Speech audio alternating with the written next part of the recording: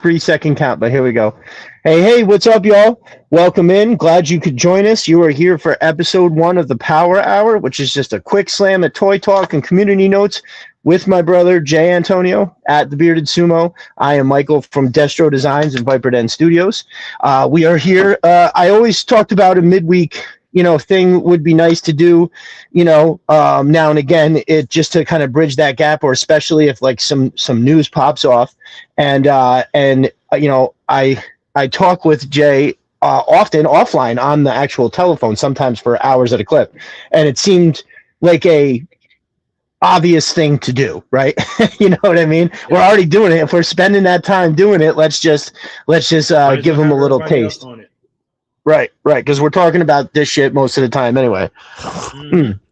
So thank you guys for joining us in here. Let's see, let me get that ticker going. There we go. Yeah, I feel so technologically advanced getting that ticker moving, having come from like the depths of tech hell. So coming in already, we got a full house. Let me go back to the beginning so I don't miss nobody. We got the Happy Plague Doctor, aka Ron to the Hills. Over on Twitter, that's my dude. What's up, brother? Glad you made it in. Big Gay Dave in the house. What's up, my man? He wants to know how we're all doing. I know we're doing great. Appreciate you making it. Chuckster23, I believe that is Chuck Viper, aka Chuckin' and Chuckin'. Thanks for coming, my dude. More Happy Plague Doctor, more Chuckster, just another jerk. Welcome in. Glad you could make it. Dreadnought E, that's my boy Ellis. Ellis, I didn't get back to you earlier. I that's my fault. I will send you a message later. I was just about to do it before we got on, and I got sidetracked. I'm a man who is perpetually sidetracked. But yes, my fault. I'm not getting back to you. My brother Gi Dave is in the house. What's up, my dude? Gi Dave Productions. Thank you for coming, dude. I appreciate it. Popco Frenzy's here. What's up, my guy? Yeah, anybody in the house that's that. Well, I'll swing back to Pop real quick, but Checkpoint Bravo. What's up, my dude? Roblox in the house, or Skizio. Nice. I'm glad all y'all can make it. Paul Morales is here. What's up, my brother? And Kalel327 is here. Oh, good. And Edward Blasky. Glad you can make it. Very nice. Very nice. Yeah, Edward, I'm glad you can make it for sure. And Bobby's World. What's up? Glad you all could come in. I love it. In a midweek, we know, first of all, I was saying this to Jay earlier, that when I was referring to guests, but it also speaks to the people that watch the show, right? Time is our most valuable commodity, and it's not even close, right? Money is really nice, right? I think we all think that money is nice, but at the end of the day, we'd give away all our money, all of it, wholesale, for just more time. So without question, time, I mean, some would even say health is obviously right up there, but you see the point, right? Time is where it is. Definitely. So when you guys give us our time, we appreciate it on the deepest level. Like, not just like, like I said it on Mark's show, Destro is my spirit animal, I think Monday. Like, these aren't my fans. These are my brothers. These are dudes that I talk to all the time. We are in a community that we're all very proud of. And if you happen to be new, or you're not, say, on Twitter or with us over there, gotta get an account. Come find us. Just look for any of my 2 accounts or Jay's account, and that's where it's at. But the whole community works if, as I've always said, anytime somebody thanks me for anything to do in the community, and it's very simply that I may have had some ideas, but none of that matters if everybody out there doesn't do their part, right? We are the sum of all our efforts, and that's, showing up, being positive, being encouraging, and also, putting yourself out there in some way is always nice, right? Like, a lot of people are, say like, I've never taken, I want to do this toy photography. This looks great. I don't know what to do. And, Jay will tell you, it's this simple. Take 1 figure or 2 figures, set them on a flat surface, stand them up, and then just take your phone out and look at it real quick. You will immediately just start being like, oh, okay, if the camera's right here, I got to move that arm, and the one guy's got to go this way. And even just trying to you start out with the simplest thing, get 1 shot of 2 dudes like facing each other, but not like looking at each other, like tilted toward each other, but looking at the camera. And you will just immediately, that's what happened for me, basically, is I came around, I started seeing people just, whether they were making a dial or just setting them up on the coffee table, the dining room table, somewhere, the office desk or something like that. It was that simple. It was, as soon as I saw it, I was like, oh man, this looks just like so much fun. I definitely want to do this. I want to make a an alley scene with Shockwave and Alley Viper, and I want to take this picture. So yeah, so anybody putting themselves out there as well, that's always helps in the community for sure. And I know that I appreciate y'all. I believe Jay would say the same. Most definitely. Some of one of the first guys I got close with on here was definitely you and a couple other fellas, and then it just kind of spiraled from there. Now we got a nice healthy sized community. Shout out to say some guys that were on other platforms that maybe I started talking to you and I was like, hey yo, why don't you just sign up for the Twitter? Some people were even like, oh, you know what, I got one, I never on there, and be like, go get on there, change your name, make it, turn your name to the Cobra Commander or something, and just let's get down with with the toy talk. World. It's a different world for like, especially if you're doing like, I don't do really Facebook that much. I was doing Instagram and YouTube back and forth, and then I want to say a few years back, just hopped on the Twitter, and like normally I was doing sports. And then somebody was doing action figures. I was like, oh, okay. I'm kind of liking this. And then I found my lane. And I was, G.I. Joe, Marvel Legends, and, any figure that looked good. I'm not going to lie to you. Absolutely. But definitely the primary one that caught me was that classified line. And before I go into a tangent, Pop, I'm definitely getting that Psylocke. Nice. So nice side thing. But you got this community that's super dope. Like you'll get messages, you didn't think you needed or you didn't expect to get from someone that's gonna lift your day. And it's the whole thing of, escaping. And 100%. And sometimes you want to, but either life, physical, mental, relationships will have you in a situation where you can't escape. And then someone that you probably don't even know their name, you just know their tag. They're like, hey, come over here, look at this picture. Right. And all you can say is thank you. You know what I mean? Because at that moment you probably really needed it. I've been paid a great many compliments in relation to what the community's done for people. And first of all, I'm just floored by the honesty, right? Like it takes sometimes, this ain't shit that I gather a lot of y'all don't really talk about that much, right? And I like when somebody reaches out and says that, like, oh, like one of the ones that sticks out is somebody was saying basically that they were like, when I put my phone down and then turn around and go back to real life, I'm happier than before I picked up the phone, right? And that's the opposite effect of what the phone is doing to people. So that means not only are we mitigating that negativity and making it a positive, it's if we're really out here doing our part to change the world, well, that's what that is. Because if that person then turns around and is happier and more pleasant to the people around them, then those people turn around and are happier, and it's a ripple effect that you set off 100%. I believe you said that earlier, and that's what it is. All the little things, or no, it was actually Dan Salcedo that said that about the ripple effect.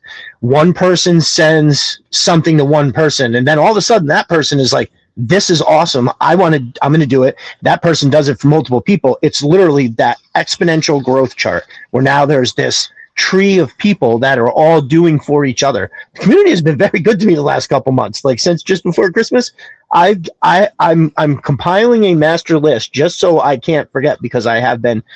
It's pretty unbelievable. And it's from everything you could imagine. So I can't. It's really come back, right? When you give a little. It's nice to get back, but it's also crazy when it comes back in just a mushroom cloud of like, it was drop bombs like Hiroshima. You guys are the absolute best. I think what maybe speaks to that is when we talk about the app. So we're on Twitter. The platform itself, I think, lends us to being like, say, closer to each other in a way that it's all words first. Like even like Facebook is sort of that way, but Facebook is just so fucking crazy, right? With the exception of Jeremy's group, The Pit. Yeah, it's dude. If I stray, I switch over. I have a personal account. You know, my like not Destro Designs, just me, and that's been there forever. And I first thing that when I went on it recently, I realized I don't even know like 100 something people just totally muted. So people that I like grew up with and didn't want to get into a whole thing about like unfriending them. I was just like, you know what? I just don't want to see their shit no more. You know what I mean? And yeah, Big Red in the house coming in. That's what's up, my brother. I think I saw Riptide O'Leary. What's up, y'all? Thank you for coming in. What's up? Chuckster. But yeah, I think it's if it wasn't so glitchy lately, to me, it's like my favorite. Instagram is nice for photography, but it's like, here's the picture and then the little words, right? Even when we post a picture, our words are right above it. So you have to read what we have to say before you're dazzled with the photography. And I think that's, I think that's what it is. Big A Dave has a good point here. He says, we have a true community. No need to doom scroll when you have a good community. Yes, absolutely. And let me tell you, you know, and I'm definitely not get into a whole thing, but just in case you haven't noticed, the phone largely is designed to keep you angry and not looking at anything, right? Just it's all you know, it's so easy to get sucked into that. And I would recommend not straying far out of the community, right? Now, if anybody's on Instagram and say you just don't want to get you know, just don't want another account, or you dislike the app for one reason or the other, there's some people doing great things on Twitter, over on Instagram as well. That toy community is relatively, at least the one that I know, you know, revolves around like them dudes from Figure Fight Club. There's a ton of people over there that are all just the nicest people that I've met. Lou, Talib, Abby from Figure Fight Club. They're all definitely great. They're that new dude Goose is great. Stu for Lunch is awesome. House Hendo. I'm gonna come short with names. I know there's a bunch of other dudes. Winfred is over there. Anyway, all great people, right? And I think some of them. Yes. Oh God, I should have. Like, there's other people like, what's the name? Magna, like Magna Photo something. Like he's. Well, if so, he shouts you out a lot. Oh, okay. Well, that's what's up. I'll have to. A couple of times, yeah. Man, I got to pay more attention to the to Instagram. I think I definitely miss shit like that. I know you send me stuff, and I don't wind up seeing it for like 3 days. So I definitely got to pay up and get a little more attention over there. Well, shout out, man. I mean, you got your own business, you know. For sure, and blessed with the busyness. Well, 100%. 610 Yo Joe Daddy in the house. What's up, my dude? Glad you made it in. So before we get too crazy, because you know I could just go on forever, I do want to get to some of the giveaway here. But yeah, shout out to the community. You know, everything comes around this, right? It's I don't wind up, you know, doing all this toy photography for the most part. I don't wind up launching a podcast if it wasn't like, you know, meeting everybody and right off the rip, you know, just it evolving into something very great. So shout out to everybody that comes in every day and does it. Real quick, I wanted to show this off. My daughter, they went to the dollar store with my in-laws, and I think I did put it on a post. But no, I would have been touched if they came back with anything and were like, I saw this and thought of you, right? 100%, no matter what it was. Even if it was like one time, I think they got me like something for the grill. It was like I don't remember exactly what it was. It was a tong for like a burgers, and I was touched. Yeah, you thought of me. That's great. But one of them came back with this. So I love it. I'm going to maybe try to get that sticker off, although it is part of it, right? That's how it came. So, right. Little something there and hopefully get it right out of there. But dude, I want to open it, but then again, I don't. So I think I'm just going to. Don't open it. That's one. Yeah. For sure. I think I was super touched by that, without a doubt. So my brother Zaman, who I hope is able to tune in, was real nice to donate some stuff to have a giveaway. He was just like, you know, this is one of the guys that didn't even really want to be mentioned. I was like, listen, if you really don't, that's your decision. But I was like, not only is it, you know, not only do you deserve a little credit and a high five, a verbal high five from everybody, but also, you know, it's inspiring to other people, right? So he reached out to me and was just like, hey man, I want to donate this stuff. And it was really cool how he did it, because he didn't give me like instructions per se, but what he gave me, I didn't grab it. Hold up. He said everything is for the giveaway except for this. So he gave me this Super 7 Arctic Snake Eyes, right? Yeah. Not even punched. So this is going to stay like this. I've got the small little 3 3/4 collection. This is a beautiful addition to it. And then that's that. Big Red says, yeah, don't open it. Kalal has been having a great day. Don't ruin it. I know, right? Kalal over there sweating into a towel talking about, don't open that. Don't open that. So that's where that came from, was our boy Cal. And then he gave me a bunch of stuff and I added to it a little bit. So instead of having the original 3 winners, we have 5 winners. So let's just we'll get right into it here. So one of the ones, it was all right. So first, these are not first places. These are just and if anybody wonders, right? So this was cross posted on. I think I did it on Instagram, but I know I did it on Facebook and I did it on Twitter for anybody that wanted to reach out. It's the same thing. It's like, make sure you're subscribed and give me the hell yeah in the comments, because I don't want to just go look and see who's a new follower. So if you give me the hell yeah part, means I go and then I just look for your name and check. I've only really did a deep dive like the first 2 times and nobody's tried to get a fast one. So I honestly, I just go, if you're subscribed to me on the app that you said hell yeah on, that's close enough for me, right? Yeah.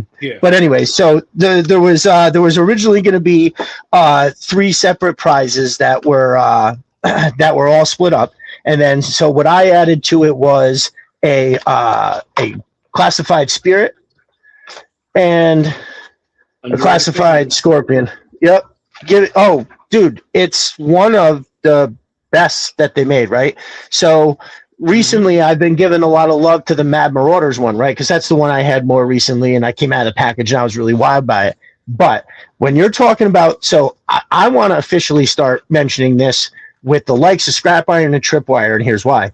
I think that they did those 2 figures perfectly, but gave them just enough spice, right? Just enough of a new look to where it looks just like the old one. You know exactly who it is. There's no heresy in the changes of the uniform. They all looks perfect, but yet it looks better. And this should be mentioned it's a perfect classification as I put it. And so those are like a 3-year-old figure. Yeah, that was, it's number 36, so that can't be that. Yeah, something like that, right? Actually, because remember they hit us with a lot of figures in the last 3 years. Oh, and I'm trying to think. When was maybe 4 years? Right, but right. Even I mean, how many? Still stands up, man. Chuckster says 2022, maybe. That sounds about right. Hinder Collector 41. What's up, my brother? Welcome in. I'm just looking to make sure I didn't miss anybody else. Call Sign Smash is here. Thank you for coming, brother. And okay, all right. So let's get right to it. So one of the prizes. Hey, what up? Let's see. One of the prizes here.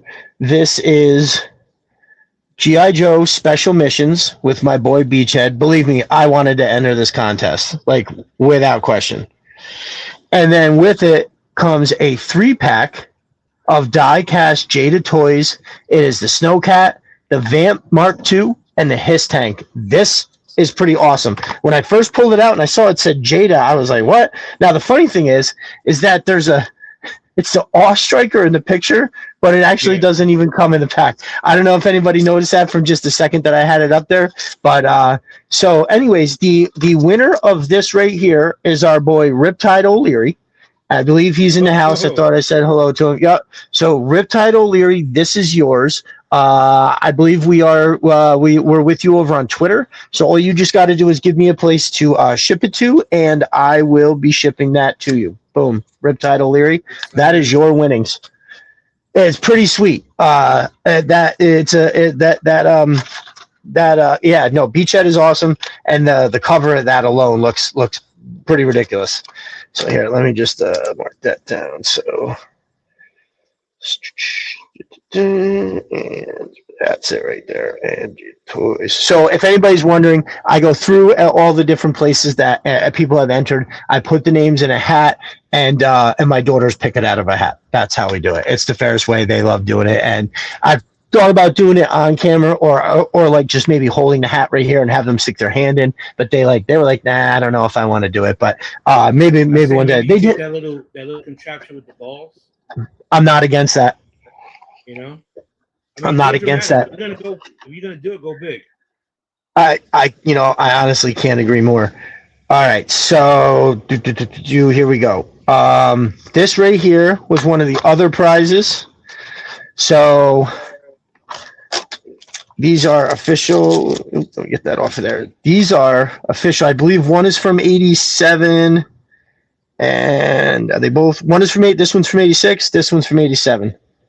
And these are the choose your adventure sort of deals. And yeah, they're in amazing condition. That's an amazing condition. Amazing condition. The pages are hardly yellow. These must have been like in a tote Like, with not a lot of airflow. The binding, Yeah, I like mean- look at how tight. Look at how tight they are. They're in incredible condition. This one's still got a see. Look at you can still see a little bit of that ink on that price tag right there. So Yeah. these were stored properly. But look at that snake eyes. We got shipwreck right there with a shark. that takes me. And doesn't it? I said the same thing. So these two right here and this bad boy, Crimson Guard, Elite Ooh. Trooper. Yep. So this is another prize. This is going to our carded king, Cal 327. Woo! So there you go, brother. Yeah. You have an addition to your carded collection, and it is this actually completely awesome 3 3/4 figure. I mean, that dare I say is, in the upper echelons of every 3 3/4 figure I've ever seen. That is fucking unreal. Like, it's not the best, but it's got to be as far as designs go. I mean, I can never put it up against the whatchamacallit, like the real Crimson Guard, the official Crimson Guard. Yeah. But this is pretty damn close. It's basically, it reminds me of if they had a slightly less formal dress and the mask was black.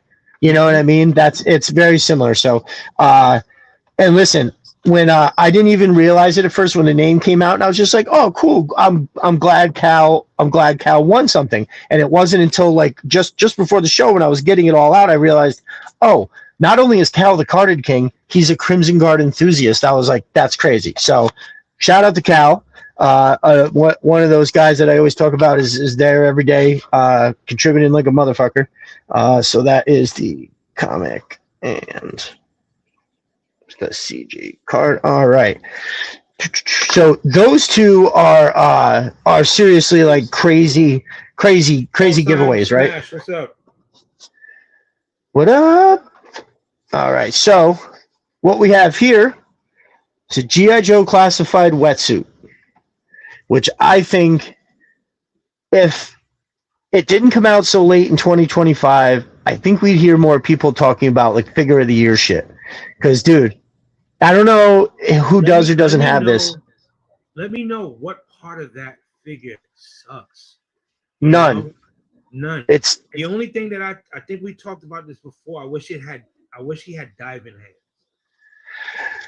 And Yes. No, that the sidearm thing that he has, like, I love that you gave him an underwater jammy, right? I'm cool with that, but you should have gave him something like, the one that what the hell, the jump guy that just came out fucking with the yelling face, Crazy Legs. Give him the Crazy Legs foldable stock one, which looks perfect, right? Something that, now I don't want to take away from the job that they did of making all of this fit together, like that. The big that propulsion thing goes on to the bottom of his backpack, and I love that. I think it's amazing that they did that, but they should have made something where that foldable stock weapon could have went. You can't put it on the front of him because it changes the whole look of the figure. But if you could have put it up on the side or something back there, he gets out, boom, he's unfolding that stock and ready to go. Because I don't know if anybody's done a pose like this with a legit primary, because it's money. I actually have taken it out a few times, and every time I want to take the picture, I decide I have to wait till there's a little water right there, because I'm not going to. Everybody's taking pictures of him with taking pictures of him like in the water, which is cool because he's for that. But I've been doing it where he's just out of the water, he shed his gear, and he's already looking down sight, ready to pull that trigger. So anyways, this guy here this is a standalone, and this one here goes to our boy Oxizio. he is the proud winner of this. Relatively new to the community, but this is it. Here we go. So, brother, all you got to do is give me a way to send that out to you, and I will send that to you. Very cool. As it turns out, Oxizio lives very close to me. He lives about as far from me as you do, Jay, just in a different direction, right? He lives more out west, but yeah, he's also was in a well, you know what? I don't know if I should say everything about the dude's life. I don't know what, but he has played music in this area. Like he played at an iconic place here. There's like four. There's like four places that weren't just like you've heard of CBGBs in the city, obviously. Well, we have our own versions of that up here. It's obvious. Yeah, dude. Bogies. Yeah. So, thank you, Arxizio. Sorry, I was already. Yeah, but still, I can't freely just be talking about shit people tells me in the DM. You know what I mean? But no, he played in a metal band, and they played here at this place called Bogies, and it's, dude, one of the coolest places. I've seen some pretty big bands there. We had Saratoga Winners, the QE2, and Valentine's. I would say there was other little places that maybe popped up and shows were played, but those four right there, bro. I have my teenage years and into my 20s. I have frequented those spots like often. Now the one big spot around here too is Empire Live, which is a cool place. They have there's the big one upstairs, and then they have a smaller venue like underneath it, and they're both really cool. So so that one goes to you, Orxizio. Welcome to the community, and same thing to you, Riptide O'Leary. Welcome to the community. Riptide, you're the guy who printed the Aspid, right? I get everybody confused every once in a while, but I'm pretty sure he's the one that 3D printed the Aspid and in 3 3/4 here. It's bonkers, dude. It looks absolutely amazing for sure. All right, so we got two left, and we got this. Here we'll go. This one. So this one here, this Spirit. Now, I just want the winner to know that if you already have a Spirit and you would like a different one, a different figure, I have other ones here. This just was the one that went up for the giveaway. Yeah, that's it, Jay. Amazing.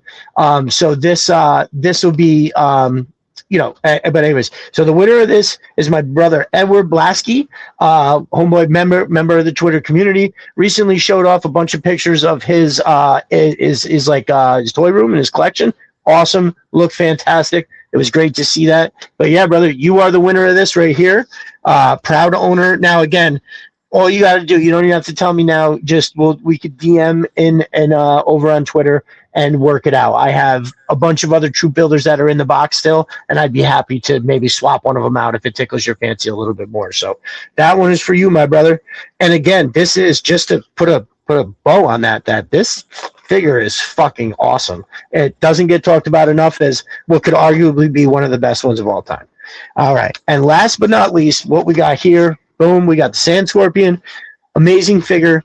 I love it to death. And as cool as the Scorpion is, I don't have the oomph to like use it in pictures that you would think for something that big and that awesome. I'm just kind of like, it's you know why? I'll tell you why. Because it's not easy for me to set up. I think I have 5 of them, right? And 1, 2, 3. I think when it's all said and done, I'm giving this one away. So I'll have 4 of them.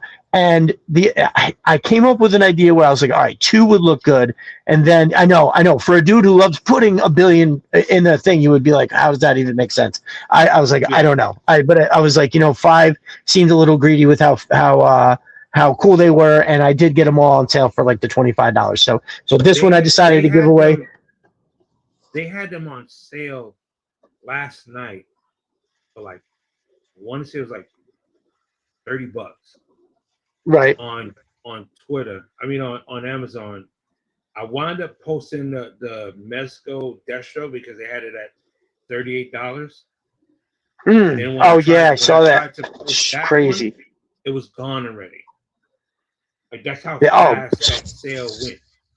I wonder how long it lasted. It couldn't have lasted long. Like I think everybody, even people that have one, are like, "Oh, I'll get another one at that price."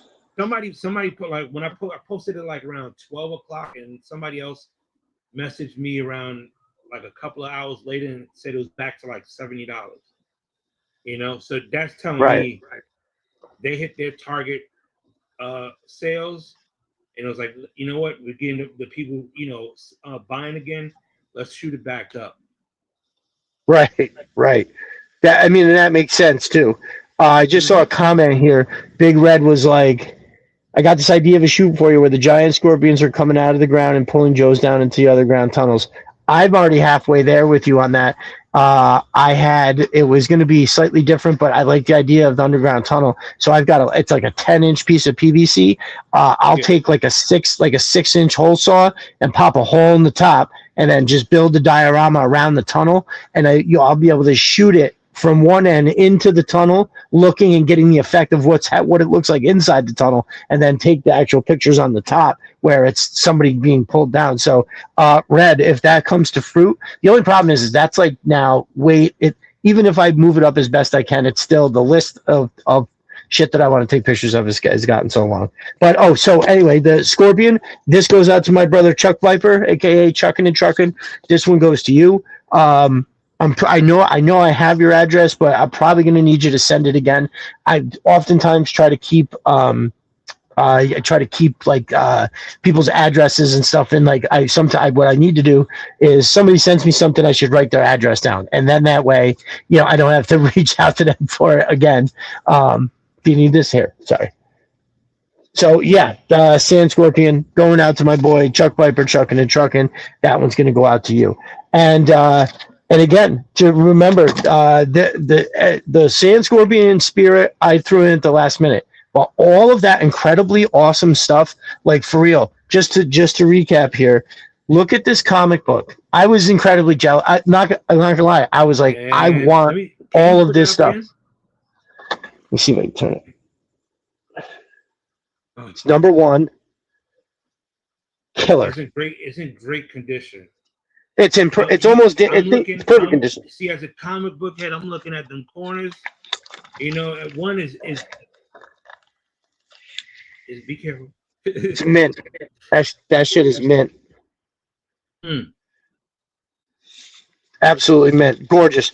Dude, and everybody knows how I feel about Beachhead. So this looks incredible. Yeah, Special Missions Manhattan with Beachhead. This is the. I don't know if it's number one of Special Missions or if Special Missions Manhattan was its own one, but yeah, look at that gorgeous, huge knife thing that he's got on his leg, and then his full wrap around his sidearm, his thigh holster. Totally awesome, and he's got the secondary with the giant red dot on it. All right, so that's a must-have. But it's so hard not to collect anymore, especially when you see it on our timeline.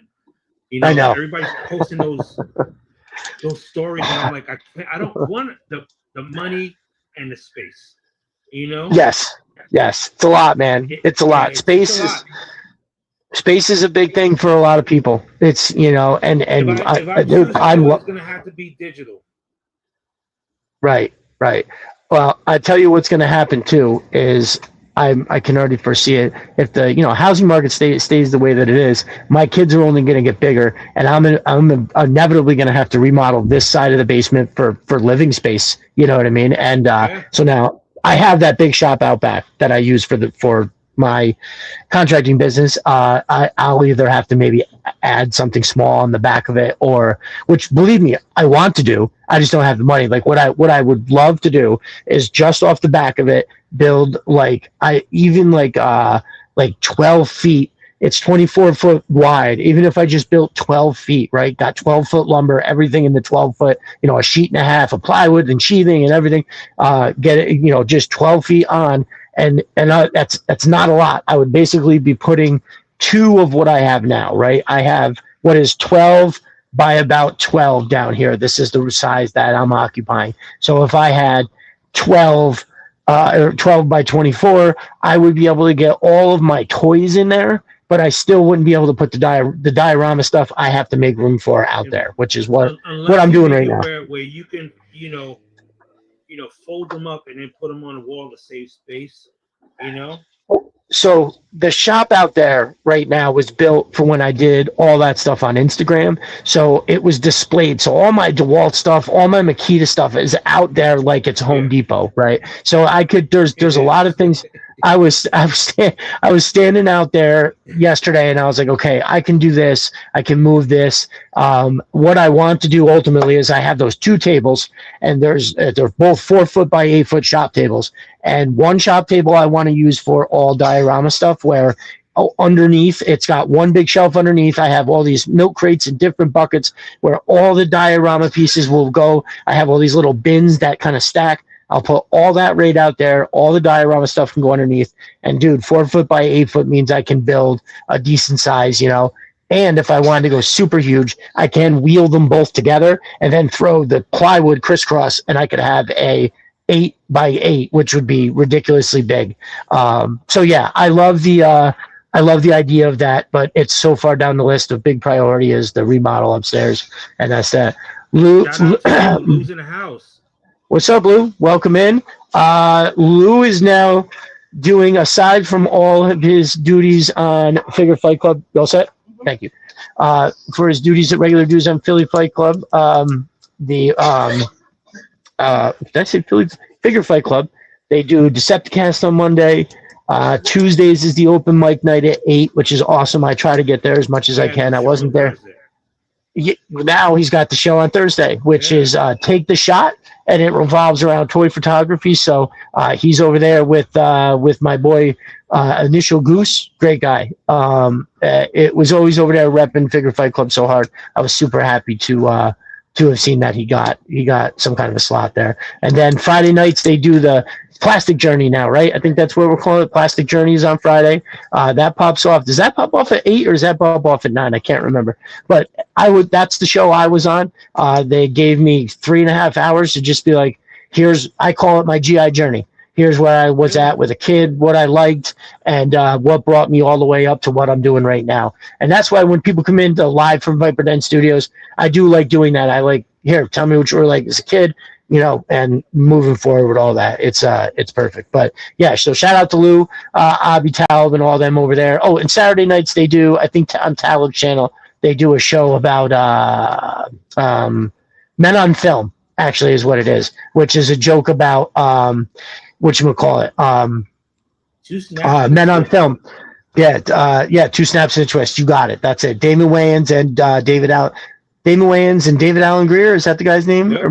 Yep. Unbelievably funny. If you don't know what that's from and you haven't seen that before, you need to go back and watch every episode of In Living Color.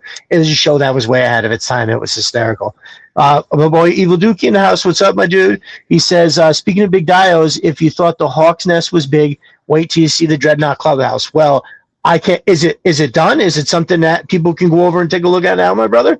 That's fucking awesome. So when I first met Evil Dookie, was over on the open mic night at Figure Fight Club, and he had, like, I think it was behind him was this huge dio, and everybody was like, dude, what does that guy got behind him?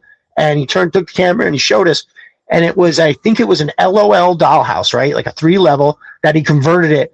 Every piece of it was a bunch of different rooms. He had either made or got totally turbo pieces for every room. It was highly detailed, right? Spent a lot of time on it. You could see every spot that he showed was like, you need to leave the camera there for like 5 minutes so we could see everything in every little section. That's how much detail was there.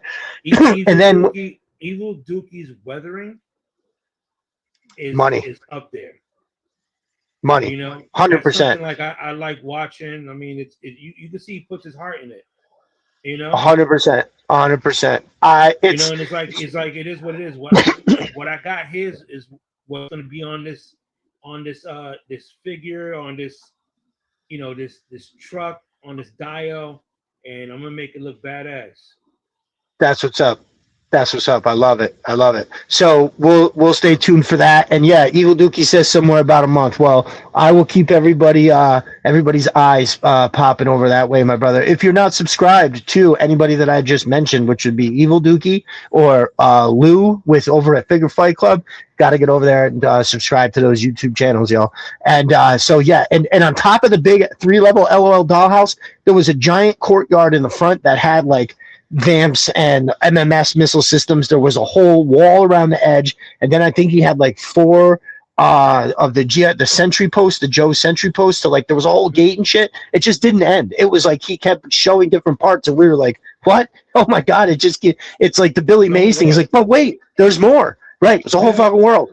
Yeah, 100%. So shout out to y'all. Pop Cold Frenzy says, Dookie, did you make those gas pumps at the clubhouse from scratch? I think he makes damn near all that shit from scratch. But yeah, I mean, I'll let the man answer for sure. While we're switching gears out of here after the after the giveaway, I just wanted to mention something real quick. Now, shout out. I know my brother Jeremy Kimberlin, host of the Pit GI Joe group over on Facebook. Excellent group. Damn near one of the only reasons to go on Facebook. And Figure Fight Club community on Facebook. Yep, as well. I wanted. That's what's up. That's what's up. I wanted to talk about there is a Metal Gear movie that apparently has serious legs. So I don't know if y'all, I feel like video games are adjacent. And also because Metal Gear is a world, an expansive world in the same way that that G.I. Joe is, right? Crazy rich characters. Hideo Kojima is a absolute master. I mean, it's like that first one, Metal Gear Solid 1 for the PlayStation, dude, it was boss levels, all the way up the chain, like fighting everybody. And they were crazy over the top characters. That gameplay was like nothing else. It was really just amazing. Cobra Access says, I can't wait to see that. Yeah, brother. I am through the roof excited on that. Yeah. So anyways, they gave the man, Jay, you said the name and I didn't write it down. They gave the reins to a director. He's done a couple movies. I can't say that I speak to his work. I think it was some of the Final Destination movies or whatever. Let me see if I can pull this up real quick. I don't want to spend a lot of time on this, but it's something that's very interesting to me. I am obsessed with that game series, like not in the same way that I am G.I. Joe, but it's up there, right? It's definitely something like Solid Snake. That's my boy. It's one bad motherfucker. And even though he definitely looks like Snake Plissken, it's an obvious slightly ripoff. But so Metal Gear Solid movie is happening. But nope, I clicked on the wrong article. But anyways, so they gave it to a director that's done a couple good things. I believe. Oh, Zach Lipovsky. Yes. So he Zach Lipovsky and Adam B. Stein are they going to be the driving? Evil movie. Yeah, there it is. There it is. Final Destination, Bloodlines, and so I guess they work together, and now they're getting this for this movie. So I mean, really, what it's about is, are you doing one of the stories from the games, right? Like that's like the most important thing, because like personally, what I think they should do is if they just did the exact the plot of the very first game, where he goes to Shadow Moses Island, fights all these different peoples to do a whole bunch of stuff. For real. It definitely feel like it would have. That game is fucking. Do that. How awesome would that be? With other movies that like Resident Evil, I mean, for that time period, I enjoyed it, but it wasn't what the game was. Right. And I just hope that they do the game justice by following the original storyline. Agreed. Now, even like because what's awesome about it is if they did that, it opens the door to them being able to do movies like they did the games, where the first game was set in like present day, then the second game was a follow-up of sorts, even though they fucked it up because the guy Raiden wound up being the main character. Mm-hmm. But you skip over that one, and the third, which is Snake Eater, goes back to Vietnam, and it's Solid Snake. It's like him. I think it's Big Boss. It's not actual Solid Snake. It's the original one, which is they call them Big Boss. And then the same thing. Then they jump back ahead to the future in 4, and then they go back to like the 80s in the Cold War with 5. You could jump around like that, and could you imagine? Riptide O'Leary says Kurt Russell is Big Boss. Look, that's it for sure. Like, yeah.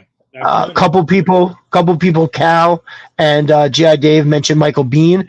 Michael Biehn was the guy. Yes, Michael Biehn was the guy from the Terminator. So the very first Metal Gear game that came out on NES actually was literally the picture on the front was a little picture of the very first Metal Gear, but the guy that was holding like this and looking, that was 100% Michael Biehn. So I mean, there is Popcorn Frenzy with an incredibly important question. That is who is playing Sniper Wolf. For those of you that don't know, Sniper Wolf is this badass bitch where she runs around with her zipper down, and you know how Destro's shirt is open like to the waist. It's a chick with that looks just like that, but she's badass. Dude, the bosses in that game are amazing. It's that is to me. I personally, the game, obviously 4 is a better gameplay, it's better graphics, it's all that, but when that first game hit, there was nothing like that. There was no video game that was that in depth, that crazy, that it combined all the perfect elements of the games you grew up on, but it was done in a new awesome way. Yeah, 100% from Aliens. Yes, Michael Biehn was also in Aliens too. Yeah, that's what's up. Like Sniper Wolf reminded me of this cartoon back in the 90s called Aeon Flux. Oh yeah. Remember that? Oh, 100%. I love that. I love that shit. I can remember as a kid, I just remember being like, yo, this is the weirdest fucking thing I've ever seen. You know what I mean? But it was good in that way where you didn't know what to expect or what was coming next. And I absolutely loved it. But anyways, I just wanted to touch on that real quick because the articles that I was reading now, who knows? We may see an article in a week from now and they're like, oh no, it's dead in the water. Never mind, it's not happening. But yeah, so can you hear me now? I mean, you're good. I can hear you. Yeah, I got you, brother. Okay. I think your picture looks like it's froze, but I can definitely hear you. Oh no, there you go. Never mind. Sorry, I don't have my glasses on, so there might have been some movement there. So I'm trying. I mean, honestly, I don't know who I would want to see play the main character. I'd have to think about it. I really love that dude, Mads Mikkelsen, and I think he might be close. I think he's a little perfect, man. I think he would be great, even with the scar. Actor right there. Oh, he's great. He's fucking great. I can't think of the name of the one where he's like a Stone Age hitman or something, and he winds up getting caught. And I think this group of people is bringing him in for bounty. I'm talking about these are savages and not loincloths, but like rag clothes and swords and shit like that. And I can't remember the name of that movie, but it's fucking really good. Cal says she reminded me of the girl from Venture Brothers with an eye patch. Sydney Sweetie in an action role. That's funny. All right, well, we're going to try to keep it moving here because we are already at an hour, believe it or not. We're 55 minutes in or 50 minutes in. I told you. So, well, are we calling overtime? I mean, we can definitely go for a little bit. I don't mind. Yeah, so we did want to, before we got into the classified bit where we went over a few things, we did want to mention, I wonder if anybody saw the Hulkbuster Punisher that came out. Oh, so God. Jay has the actual Hulkbuster. There was some people asking. I have one of the statues because, you know. Right. I don't want to limp around and go for it. So. No, that's what's up. It's going to be like this size. You know? There you go. Yep. So I know some people have been asking, G.I. Joe guy, what's up, Conrad? He says 2 power hours. I mean, come on. What did you guys think? Did you really think? You knew there was going to be a joke on it. It's right. It is what it is. Let's have some fun. I know. It's going to happen. I will start calling you Brock Sanchez. Earlier. We did. Yeah. And it was, well, I mean, you figure, you know, on the first show, we wanted to spend some time shouting out the community, right? Exactly. So I thought that was imperative.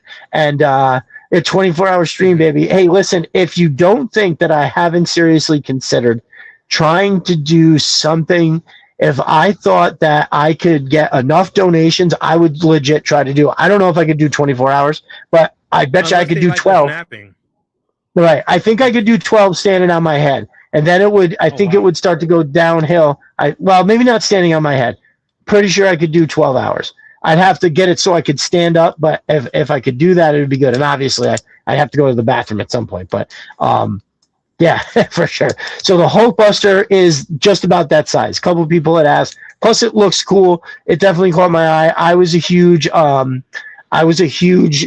Punisher fan. I actually have been revisiting that a lot more. I know my brother CG Horror really enjoys the Punisher as well. I actually have, I think I have number 27 all the way through like 100 something of the comic books. And I was just starting to kind of go back and get the earlier ones when I maybe moved away from comics and stuff in my late teens or something like that. But I do have a bunch of them. I had those. I think I pulled them out on the stream one night, the Punisher Armory, where it's just him Yeah. showing off his weapons. Dude, as a kid who was like still in love with G.I. Joe at that point, it was awesome. Like that's really what I was thinking when I looked at it, was like, oh, this is shit the Joes have. Like this is for sure, something he's got. I know you didn't watch the Marvel Legends review or reveal yesterday, but they showed a little bit of the Punisher stuff. I told you in our conversation earlier, they are missing out with not releasing a Punisher War Journal. Punisher. Yeah, I agree. How dope would that be? And we always talked about the G.I. Joe adjacent stuff, and like he would fit perfect with, if not the original 13, at least G.I. Joe. Right. I agree. Yeah, I feel like too. I keep hearing from a lot of people that collect that they really are like kind of skimping out on extras and all that kind of stuff. Victor from Gen X Experience kind of was mentioning that when we were going on about how maybe there was a classified or two where they didn't really bring it up to snuff with what they put in the package, and he was like, well, don't bother with Marvel Legends, because boy, oh boy, that's our life the whole entire time. So yeah, Marvel Legends is like hit or miss. I mean, I'm not saying that they're horrible, but they have a lot of good stuff and then a lot of bad stuff. That's what's up. And and for like a customizer, it's great, right? Because you can wait till it go on sale, and then next thing you know, that figure becomes something else. But I don't want to say it's wasting time on that figure, but you kind of did. Right. You could have invested like all that product, all that time, all that money into maybe adding more on 2 more figures, or like let's say you had 6, you cut it down to 3 or 4, and then just give those figures what they need. There you go. That's a good idea. I think people would appreciate that kind of switch on things, right? Like I couldn't tell you enough how much I feel that way when I think about looking at that special forces soldier, and then looking at getting a Monster Force Delta Red figure for $5 less that comes with way better accessories. It's got way more paint apps. Like, dude, just make it good and we'll pay the money. Like, but instead I feel like with a couple things from Hasbro, like the despoiler and that price jump. I know when I talked about it with GI Customs last week, I liked what he said. He was like, I'm not really that bothered by the price point, because you can't. I try not to get bent out of shape about shit that you have no control over, right? And so putting any energy into that, but it's such a leap that where it's kind of widely agreed that it's roughly $30 like jumped. Even if you account for, okay, everything has gotten a little more expensive. Last year would start out with $24.99 basic figure, and we wound up with 27. So sure, and it's about to be 30. That's the crazy part. Real quick. Yes. That's the crazy part of it all. It's like they're raising that price fast, and look, that's true. It turns out to 25%. The positive side is true. It's not great. Giving what we should have in some of these figures.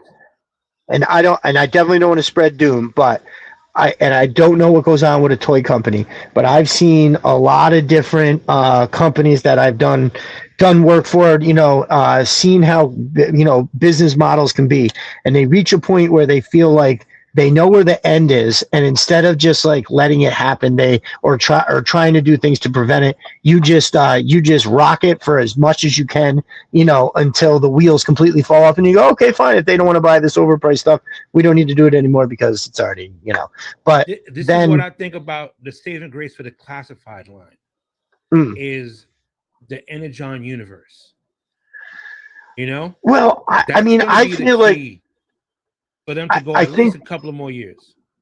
if you are then offering what would be a third line in the series, so you'd have like your main line releases, your retro card, and then an Energon thing. If they make it completely separate and don't all of a sudden, or I'm sorry, when I say completely separate, I just mean make the packaging look different, right? These are just like everybody that's in that. And of course, we can all do what we want with the figures once you take them out of the box. But I wouldn't mind having, because what I would have to do is I would have to separate those. I would have to have a display of like, I think some people keep saying something about Energon Universe Duke with the hair and everything like that. So him coming out and and that's what I mean. Like something that's obviously just it's a cooler version of Duke, but it's not Duke that I grew up with, But I think, yeah. So it is hard not to. I look. I agree with you. There are times when I look and I'm like, that's not what I grew up with. But Classified proved me. Look, Classified had me buy the black and blue Snake Eyes, which I hated as a kid. I felt like that wasn't a good design. But what the Classified did with that figure, I was like, so nice. It's so awesome. I love it. My brother, the posability is crazy. It's a real good one. I was able to do the hanging off the wall, and it wasn't even that hard. It was a great figure. My boy Nate Wolf DX in the house. He says, "What's up, Destro? Big fan, buddy." Well, thank you. I appreciate that greatly. I'm nothing without the fans, so I appreciate you, my dude. And I should not even fans, nothing without the people, my brothers that support. So thank you so much. Where do I know you from Instagram or is it the Facebook group? I think I recognize the name, but I'm not sure. Let me know. I always like knowing where people see the stuff because I do try to promote everything everywhere. I think I even promoted on TikTok this time, which is, yes, I did. So yeah, I actually officially just opened the Viper Den Studios on Facebook. So now on all platforms, I have both names. I thought about doing, I'm gonna lock up the YouTube one just so I can have it, but I don't know what I'll wind up doing with that. I tell you, I love nothing more than doing the progress videos. I'll still drop stuff on like Instagram, when I'm doing big contracting stuff, but a lot of it's like, I especially if I'm making something like, I keep forgetting to get back on track with this. The action shot god Nate Mylar was very nice, and he did those wonderful beat shots for me. It was like, hey man, I heard you love Beachhead. Here's some amazing shots. I reached out to him and said, bro, I want to make you a frame, put one of these in there and send it to you. And he was like, yes. Now, that was many months ago, so I'm definitely behind on that, but I have the wood to do it, and I'm this close. I'm making him something and somebody else a little something too. Actually, Dan Celsato, I've got something cooking for him. I can't wait to give that to him. But yeah, so I wanted to bust that out quick and just make it so. Well, anyways, he even took it a step further. He was like, "That's awfully nice of you. How about I send you the digital files of all the ones?" So the one that he put up on Twitter and was like, "Here, buddy, this is for you." It wasn't even the only one. There was two or three other shots where it was were reversed. It was Beachhead was in a different spot, like doing a different angle. And I was like, oh my God. So I printed them all out. And what I'm going to do is I'm going to mount all three of them in one big thing with plexiglass. And that's going to go on the wall with, dude, I have a bunch of art. Yo, I don't think I showed you. I know we're really getting off here, but this will take me 2 seconds. I don't think I showed you guys this shit. I didn't. So a while back, like I said, I've always been repping Destro, even before I was collecting classifieds. Destro Designs has been my thing for a minute. So when I was on Instagram, there was my homeboy, Benny Cruz. This dude used to do art by Benny Cruz. Homeboy sent me this crazy shit. Now, I know you will appreciate it. So here, hold on. He told me, he said he wanted to send me something, and I was like, yeah, let me pay you for it. And he was like, absolutely not. So here it is. Instead of just sending me the Destro, oh nice. He sent, dude, it's pretty awesome. So I gotta get these in frames. Like I don't even know what it is that he used, what the medium is. Hold on, let me get it. Yeah. That's nice. So that one's nice. You gotta frame it, man. And then there's the Destro, which I think he did. I think it's a very slim face, but it's awesome. That late '90s, early 2000s style. I like that. Yeah, yeah. So here's the crazy thing. So I kept asking he's a young man, and I was like, well, dude, why don't you just let me know? I couldn't leave well enough alone, right? I was like, why don't you just let me buy some art supplies so you can do it for other people? How about that? I'm getting the sense that you don't want to be compensated. How about I help you help other people? And that was like he finally was like, okay. And I was like, all right, give me your because this was a couple years ago, bro. I don't think like Venmo and PayPal was as widely used. Like, like literally, I think I was sending him like a card or so. I don't remember. But anyways, I tried to reach back out to him, and homeboy never answered the messages again. Literally, like disappeared. Yeah, I was so bummed that because I wanted to. And that's the bad part about there's a few people that I remember that was big in like 2023, 24. I don't know where they are. And I hope everything's all right with them, Right. but Right. it's they come and go, and I hope one day he'll come back. So, and real quick, I got this from Jay's T Public. So I love this shirt. I think it's awesome. The person that directed it is. It's very nice.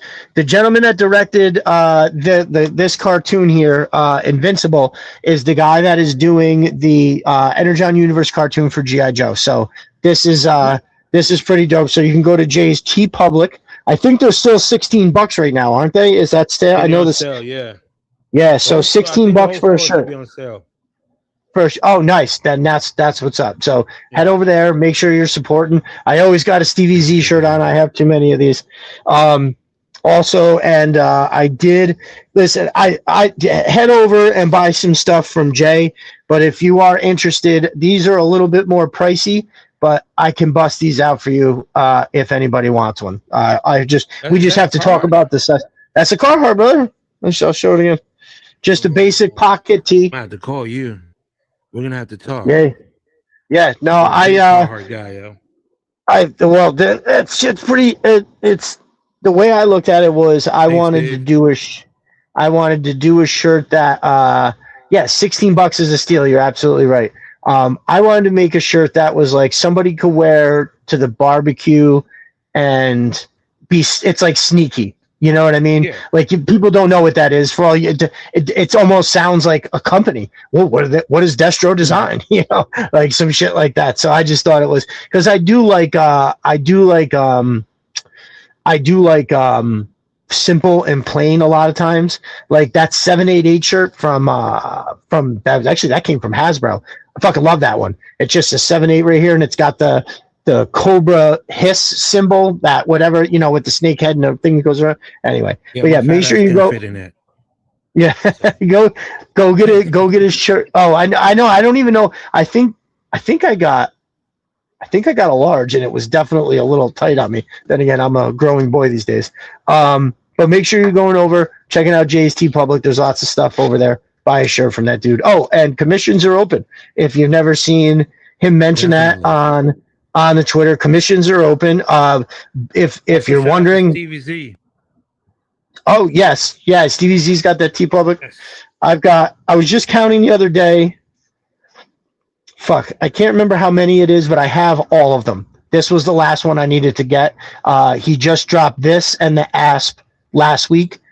Ordered them shits, so they were the last two. So I have every one. I gotta catch up. You know what? I have another shirt from J2. It's the Back to the Future logo. I love it. Yes. I love that shirt. That shirt's awesome. It doesn't get mentioned a lot when you think about Back to the Future, but that movie was awesome. Like legit fucking great. It's so good. Big Red says, Malachi's 5 comes fast. So much. Have a good night. Thank you for stopping. Appreciate you, brother. Appreciate you, definitely. G.I. Dave says, the art of camouflaging something right in your face is awesome. We did stealth builds all the time. Just have to make the eyes look. Yeah, that's it. A lot of times, it's, and two, like one thing, that Python Patrol shirt I got, it's just got the Python Patrol emblem right here and it's fine. But on the back, it's got a picture of the officer, like huge from neck to ass, just a giant picture of the figure. And don't get me wrong, it's kind of cool, but it's very much where you're like, it's like loud, it's like yellow, yes. and green and everything like that. But don't get me wrong, I love that shirt. Super 7 for all the shit I give like their figures and stuff. Sometimes they've got a couple of good shirts. That's the Python Patrol one came from there. I got the one that's got it's the Trouble Bubble from the original packaging. And Yes. and what was the other one? Oh, the other one is the I think it's the Japanese picture of the snake armor where like the right around the head the piece is missing where you can see the trooper in it, and it's just like the snake, and it's got a bunch of shit all the way around it. God forgive me if it's the wrong Asian dialect on there, but I love that one too. But yeah, don't forget Jay over at T Public. We talked about the Hulk Buster. We wanted to just throw that out there real quick. I don't know how many people from the community, I think CG Horror said he was getting one, and that's where the first question that I saw came from, because he was like, wait a minute, does a figure go in there, or is this thing just 6 inches as it is? And it looks Well, like, actually, is like I want to say like maybe 8.5, 9 inches, and okay, it has multiple heads. It has the Punisher head, the Frank Castle head, and then like this, you know, looks like an android, mask that you could put on it. But it believe me, Hasbro isn't doing that. If anything, if you're gonna see that Punisher Buster or Punisher Hulk Buster, where it fits somebody, it's probably gonna be you know, an import, right. I'm So looking at it now. somebody like DLX, that looks or awesome. was it 30? I think. 330 makes some badass shit. Actually, a joint operation with GI Dave is going to be involved with some Cadillac figures coming up here. Are you serious? Wow. Yeah. We're excited for that. We're gonna wait until the day comes, but to reveal. But I'm excited for that. He really stepped up. Damn. So I'm looking at something here, and I don't think that's the right one. All right, I'm gonna stop looking at that. But anyways, I remember when I saw it, it looked pretty awesome, and I was like, yeah, dude, this looks fucking fantastic and very cool, because it's, other things do catch my eye, right? The problem is that I just can't afford to get into another line, right? And it's not like I can't grab one thing or the other here or there. It's just I like, do that. I have to be as selective as I can, and I've also really like significantly cut back on troop building and all that. Like all the ones that I really wanted to get like a lot of, like, the Python Patrol Viper, I got as many of those as I had for just, it was opportunity. I couldn't say no, but like the Alley Viper, the Crimson Alley Viper, the Snow Serpent, the Night Viper. I wanted to have a lot of those for sure, but I got them. So it's kind of like I don't need to, that's why I gave away a Sand Scorpion. I'm giving away 2 Techno Vipers actually, because I have 7 left. It's just like I don't need 9. And then sometimes when I'm trying to do a shot, I can't just put 1 Techno Viper in the shot. I have to put all of them in the shot. I'm like, well, I have 7. I should put 7 in the shot. And anyway, it just makes things a nightmare. You need to I know. Get a solid angle. Get 2. If you want to put 2 of them, put 2 of them, and just get that dope ass dynamic angle where people are going to be like, wow, And then if you want to do like a behind the scenes, you could show all of them. So you were talking about not doing, not either having time or money to do other lines. I agree. Like, I mean, you got Acid Rain, you have even the Gridiron stuff. Like it's crazy what they're pumping out. And I think they're gonna do action figures too. Gridiron is doing something with, I think, Big Bad Toy Store. Fresh Monkey. They're doing something with Fresh Monkey. Yeah, right now you can go over and order. It's actually a figure of the guy Mark from Gridiron, which I think Von Cannon, I think is his last name. And shout out to Mark. He makes some good stuff. When I first got into classifieds, I did, before I knew who Mo's Mind was or Sister of the Arsenal, I bought a bunch of droids. And honestly, for their $60, like there's a lot of stuff that's expensive, and I'm kind of like, no, I don't want to pay that. But those $60 droids that look like this, let me see if I can. Of course, I just dropped it all over the place. Let me grab this one. You know, these things for like $60, bro, are pretty detailed and pretty awesome. You know, right out the Yes. box. You know, once you get to them bigger ones, he's got a lot of stuff for 400 that I'm sorry, I just can't do it.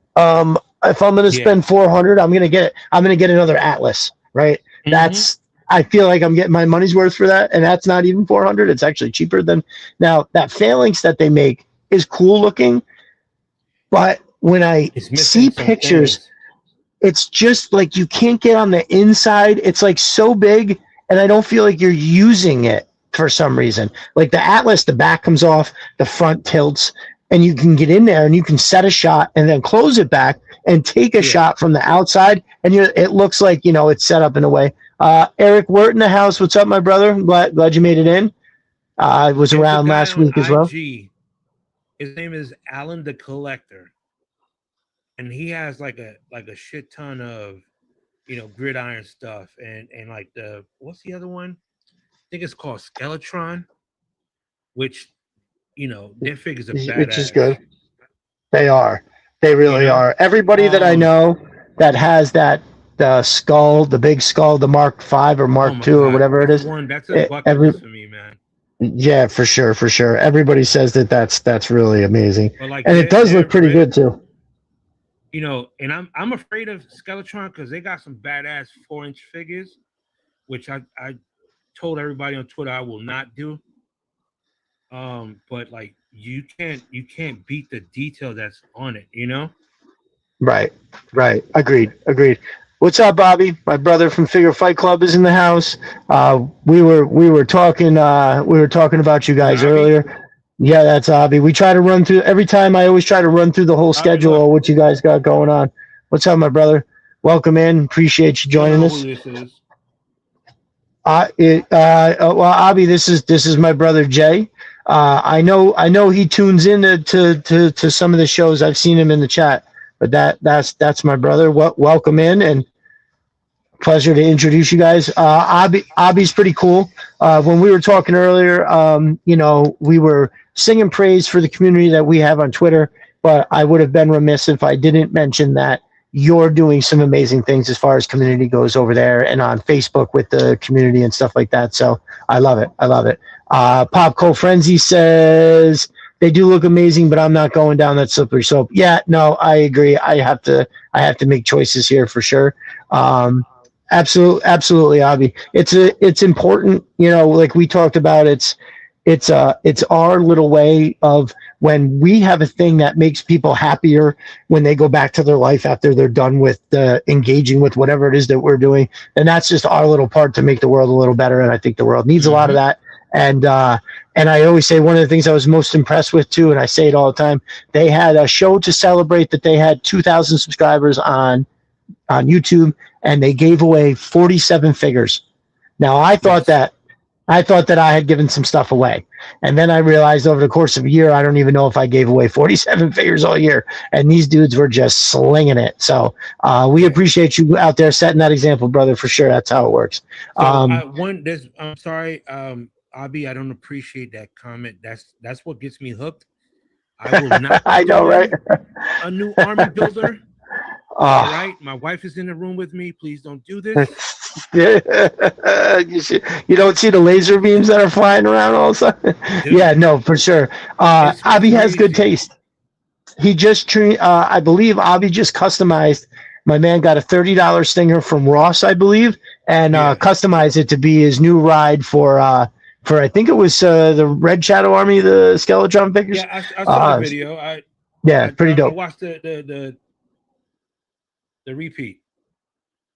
Oh, something else that I don't think I mentioned earlier when we were talking Figure Fight Club was you mentioned Abby at the tail end when I was listening to the show last Friday, I think it was, that the wrestling show. No, this was Tuesday. I wasn't able to join you guys this week, but I was listening on Tuesday and yesterday, and I believe you said the wrestling show is basically set. You're just making the final touches. So for all y'all wrestling heads, stay tuned. I will try to spread that information around. I'm about to leave my resume with the wrestling. Nice, I nice. hope he gets a chance to see what I do Very and the good, knowledge that I very have good. with wrestling. Yeah, that you, I'm interested to see. I feel like there's. I don't even know if there is a wrestling show. You know what I mean? I No. can't think of anybody mentioning it. So that's Well, I mean, yeah. so they have the What Culture and you know the other ones, but this one is I know it's going to be more. If I'm assuming because I don't know what Abi's going to do, but it's the whole thing of probably wrestling, definitely the action figures, which is going Mattel's going crazy with. Um, Wait, did he yeah, just say Buff he got Buff Bagwell will be Bagwell, our yeah, first dude, guest? As you fucking for real, yeah. bro? Oh my And this god! is after his leg surgery, so I know it's going to be a Oh big right, interview. right. Yep. Dude, that is crazy town. All right. Well, that's it. Good for you, brother. I'm glad you're getting a nice big score like that.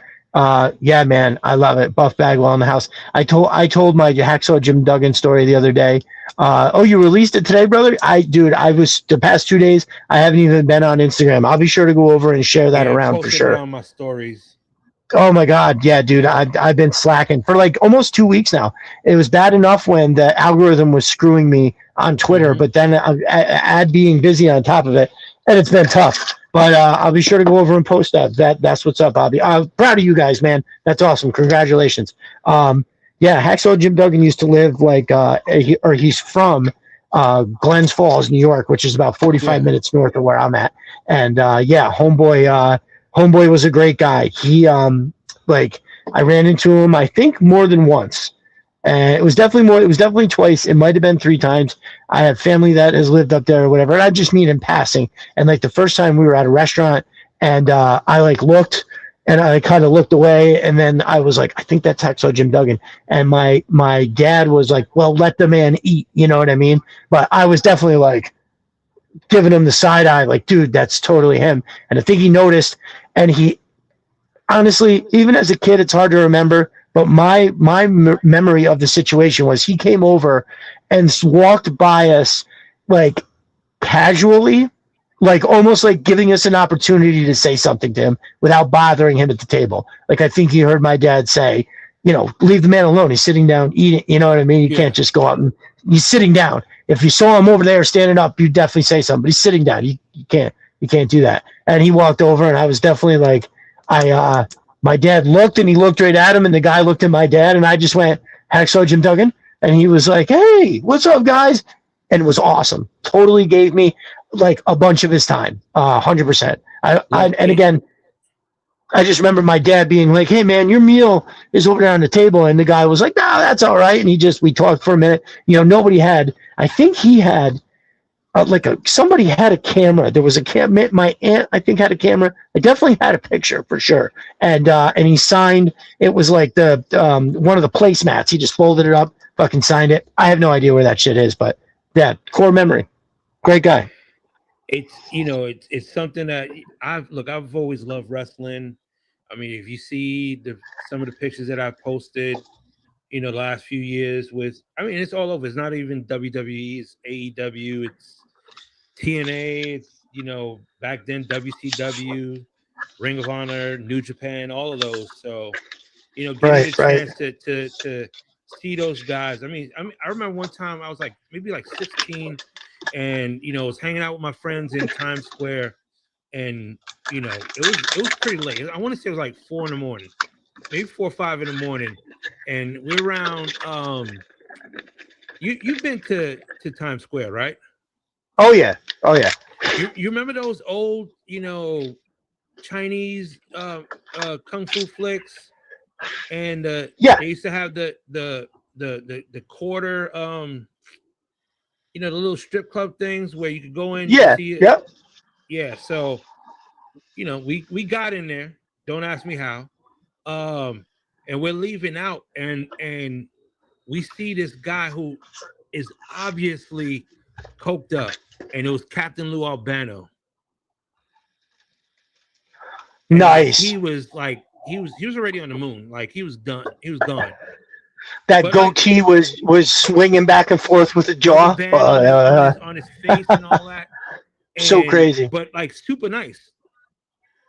Mm. But you could tell he was, he had a lot Jacked that up. night. Oh It was yeah. jacked up.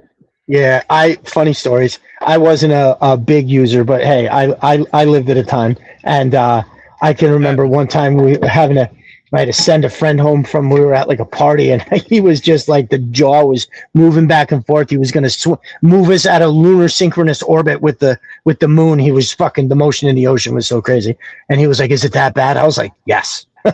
What? Yes, I'm being your friend and telling you. Hmm. I don't know why that was the first thing that came to my mind when you said that, because maybe because it's always so funny. So we'll get to the main event here before we go too deep. So basically, what we're going to talk about real quick is going to revolve a lot around what my brother Mark from Destro is my spirit animal revealed on a show that he was so nice to have me on with also my brother Laser Pants. And there was on the list that we talked about, there was some stuff from the previous list that just hasn't happened yet, basically. Like, that is kind of the thing about the list. Oh, Kalel's out of here. Delp, thank you for coming, Cal. I appreciate it. We'll see you on them Twitter streets, brother. Have a good night. Big Gay Dave says he met Hacksaw. Pleasurable experience. Excellent. Love it. So it's an interesting situation when you make a list like that, or you're releasing a list, and it's that you can't necessarily be proved wrong until it's over, right? It's just, if something comes true, then it's true. But he had 7 out of like the 12 things had already come true in that short amount of time. Yeah. So it's very simple to say that it is a reputable source. And for other people that are out there in the know, don't really have anything contrary to it. So it sounds like it's all very plausible. Now there's there's other people that are very knowledgeable and have good shows and everything like that. But I hear them now saying the thing that Mark was saying. Actually, I mean, there is somebody, I think we all know that Chris from the Full Force is very well informed, and he knows everything too. So, but the one of the things about the upcoming releases were that they were ones that they all sounded like plausible, but also some of, like, one, for instance, the shirtless comic version Serpentor. So me personally, not that interested. And I kind of feel bad for everybody that was waiting for like a retro carded Serpentor, so they didn't have to pay $300, because that's what it is now. $250, $50 shipping. Yeah, it's crazy. It's wild out there, bro. But dude, listen, here's the thing. Dan Salsato will tell you, all you have to do is scour Facebook Marketplace in your area, and you will find shit. Now, I have. And I have scored stuff. There's no question. I just kind of I've kind of stopped, because I'm mostly like, we got pre-orders coming. Dan just scored that Dragonfly. I'm gonna have to take care of that. But you can definitely find stuff on the marketplace. He found me that, dude, the Baroness, Rattler Baroness, and Wild Weasel for $135 for the pair. So the deals are out there, right? Those are $150 a rip, like, for each one. So anyways, it's crazy. But so what happened is now we've got shirtless comic version Serpentor coming. It's going to be a pass for me, most likely. You know what? And I have to see how it looks. Because I'm all about, if you're building a story, right? If you want to tell a story and you're defeating him or whatever, or he's, in whatever part of your story, and you want to have him shirtless, I don't know. I gotta right. see how he looks. I couldn't agree more. At this point, I feel like the line has pulled off some stuff that I didn't think was going to be interesting, and it turned out to be fantastic. For instance, Exhibit A. I opened these at the tail end of the show the other day. Like, I didn't really okay. In fairness, I did remember saying they're probably going to be cool, right? Yeah. And this figure is crazy dope. This one is also very cool, but I haven't opened mine yet. So well, listen, yo, I am right here with you. This hat, ooh, dog, yeah, you're going to have a lot of fun with Raiden. As a Raiden all day, baby. Or Big Trouble in Little China. Oh yes, of course. Which is the Orient? Listen, I don't care what anybody says. That's where Raiden came from. That movie. Of course. Classic movie. Mm-hmm. So kind of again, we are holding out judgment on the Serpentor. Classified has given us enough stuff that like where I have to say, okay, like just like Jay said, got to see it. So boom. Moving on. I'm just going to kind of the ones that we'll get more interesting as we go. They're doing a triple T for Sergeant Slaughter. Yeah. It's kind of like, I bet it's going to look cool, but how big is it going to be? And do people want to give up that space? So, the Stinger is my like Rosetta Stone, right? It is where I set a reference because it's like a decent sized vehicle and a decent sized amount of plastic, and it was $100. So we go, okay, with new pricing, it's $115 now, right? And if they were to put that out today, boom, then that's what we're gonna get. So Matt, $115. Does the triple T look like that? Does it look that big? Is it maybe a little bigger? Does it go up to $150? Does it come with a Sarge? So those are definitely questions that we got. But how do you feel about the triple T? All right. So if they're gonna stay, to how it originally looked, if you look at the third party or the people that are doing the 3D printing, if you could do that, yeah, I'll get it, because that's one that I've always wanted. I mean, even if they do the Night Force version, I don't know. Are they going to do the original version or the Night Force version? Wasn't clarified on that, but let me tell you, I'd rather have the Night Force version. But it sounded like the original because I think it is going to come with a Sarge. I think that's what was said. Okay. So, yeah, for sure. We'll see. Yeah. I'm interested. My only concern is because I'm now at a part where when it comes to vehicles, I have to think about space. I have some, but I'm at a point where I don't want to get jammed up where I'm like, I've spent money on these things that I actually wish I didn't because I want this now. HasLabs are going to keep coming, which, we are going to speak on HasLabs when I get to the end here. And we each have a wild prediction that's like based on, mostly just making it up. Triple T. Yep, we'll see. The other thing that has been said a couple times too is the Dreadnought tricycle. So this is the one that had the 3 wheels. There was a secondary seat up in the back. Again, this is another one that I'm just like, we need Dreadnought vehicles. Oh, and that one I forgot to write that down, but I think it comes with Heartbreaker. Oh God, I'm gonna get crucified for not remembering the name. Heart Wrencher. Maybe it's Heart Wrencher. I think that's the name. It's just supposed to come with the figure Heart Wrencher along with the Dreadnought bike. Now, I have to see the colors. Like honestly, I love the Thunder Machine, but I did not like any of the other Dreadnought vehicles because to me the colors were goofy. I just like the teal. It looked. I don't know. If they mute those colors, it changes. Like it changes the game. Like look at Zap. I love Zap as the regular 3.75 inch version, but the muted green that they put on for sci-fi.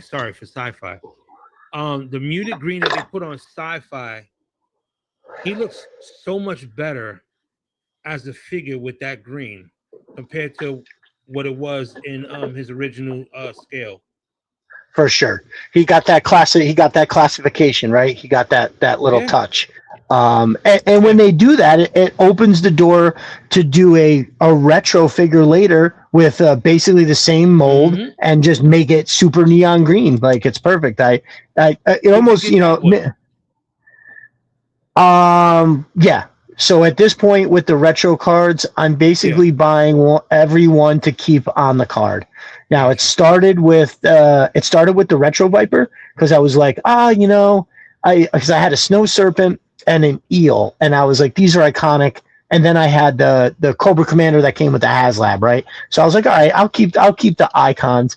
And then, the Retro Viper, I was like, well, I got to get that because that's, I was just going to have like the Cobra Forces. But then I was like, all right, I have to have the Beachhead. It's like my favorite figure besides Destro and Snake Eyes. I have to have that one. And then the next thing you know, I just started grabbing other ones. I have I don't know, I've got like a dozen up there. And the last two I opened my Crazy Legs, but then I bought another one just because the card art is cool. It looks cool. Hopefully someday I have the room to display all of them because they look like, the retro. It looks like the thing. It looks awesome. And they do one thing that's not being talked about enough is, a lot of people are sorry, I got too close to the mic. A lot of people are underwhelmed with the retro line that just came out. The Grunt, the Techno Viper, and what was the other one? Grunt, the Techno Viper. Oh, and Wild Bill. One thing that nobody's talking about, and I know this doesn't have anything to do with the figure, but it does matter to me. On that retro card of those figures, they have damn near exact replicas of their original card art. The Grunt is the pose, right? The Techno Viper is the pose, the color, like all of it. Wild Bill, is it there? I don't think there is no card art for that figure, but it's still, dude. I feel like that's one of the things where they hurt us and they changed it because, dude, that last year the retros it was a bloodbath of horrific bullshit, right? Like I can't, I get like the fellatio face Flint, where he's like, he looks like a blow up doll just with that mouth wide open and shit like that. Yeah. I can't, it was really turning me off to the retro line. But now that they got that card art back, yeah, buddy, you bet your ass I'll be buying all of them just for the look, right? And even there's going to be some that I opened and I'm not going to buy again. Like I opened my Gung Ho. I want that one. I didn't want to, they were like $30 still. So if I get a deal on one, sure, but I'll have a few of them where I could just put the card, like stagger them. So only the card art is showing, the bubbles like right there, but you can't see where the figure is. You just see the card art. That is one that I'm trying to consider getting another one. But like the, I don't know. I got a couple of them up there that they're out of the package, but I kept the package just in case because they look that dope. But so anyway, I just want to say that it's not talked about enough. What do you want the Hasbro team to do?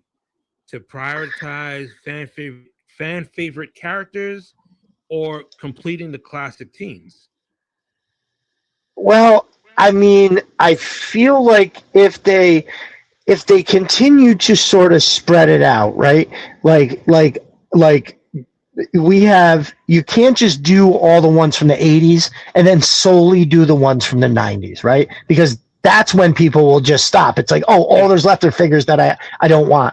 I feel like if they, here's a 4-figure wave and, two of them are from the current you just, two of them, one's from 88, one's from 87, one's from 89, and then here's one from like 92. Because dude, they were still making good figures in those years. It's just that they were also making a bunch of bad ones, right? But like I can go to tapping out, and so that's me. I'm the individual. I also got to respect that this community is bigger than me, right? That means guys were coming in 88, 89, 90, 91, 92, which I was already done with them. Like the Hydra Viper, what year did that come out? Later. I think it would have been 89 or 90. Yeah. Like Overkill was the same thing, right? Yeah, I was that's when I was kind of out by then. And I'm looking at those now, right? Those render reveals, and I'm like, I can give those, especially the Hydra Viper. I can give that a chance because of what they've done. They classified them, For sure, 100%. Overkill, the render reveal, I was like, wow, I was impressed. But when I saw the actual figure, I was like, oh, yeah, the plastic that they used, it didn't hit, which I don't mind weathering it, which it eventually I will. But I'm like, there are people that don't want that. They want it out the box.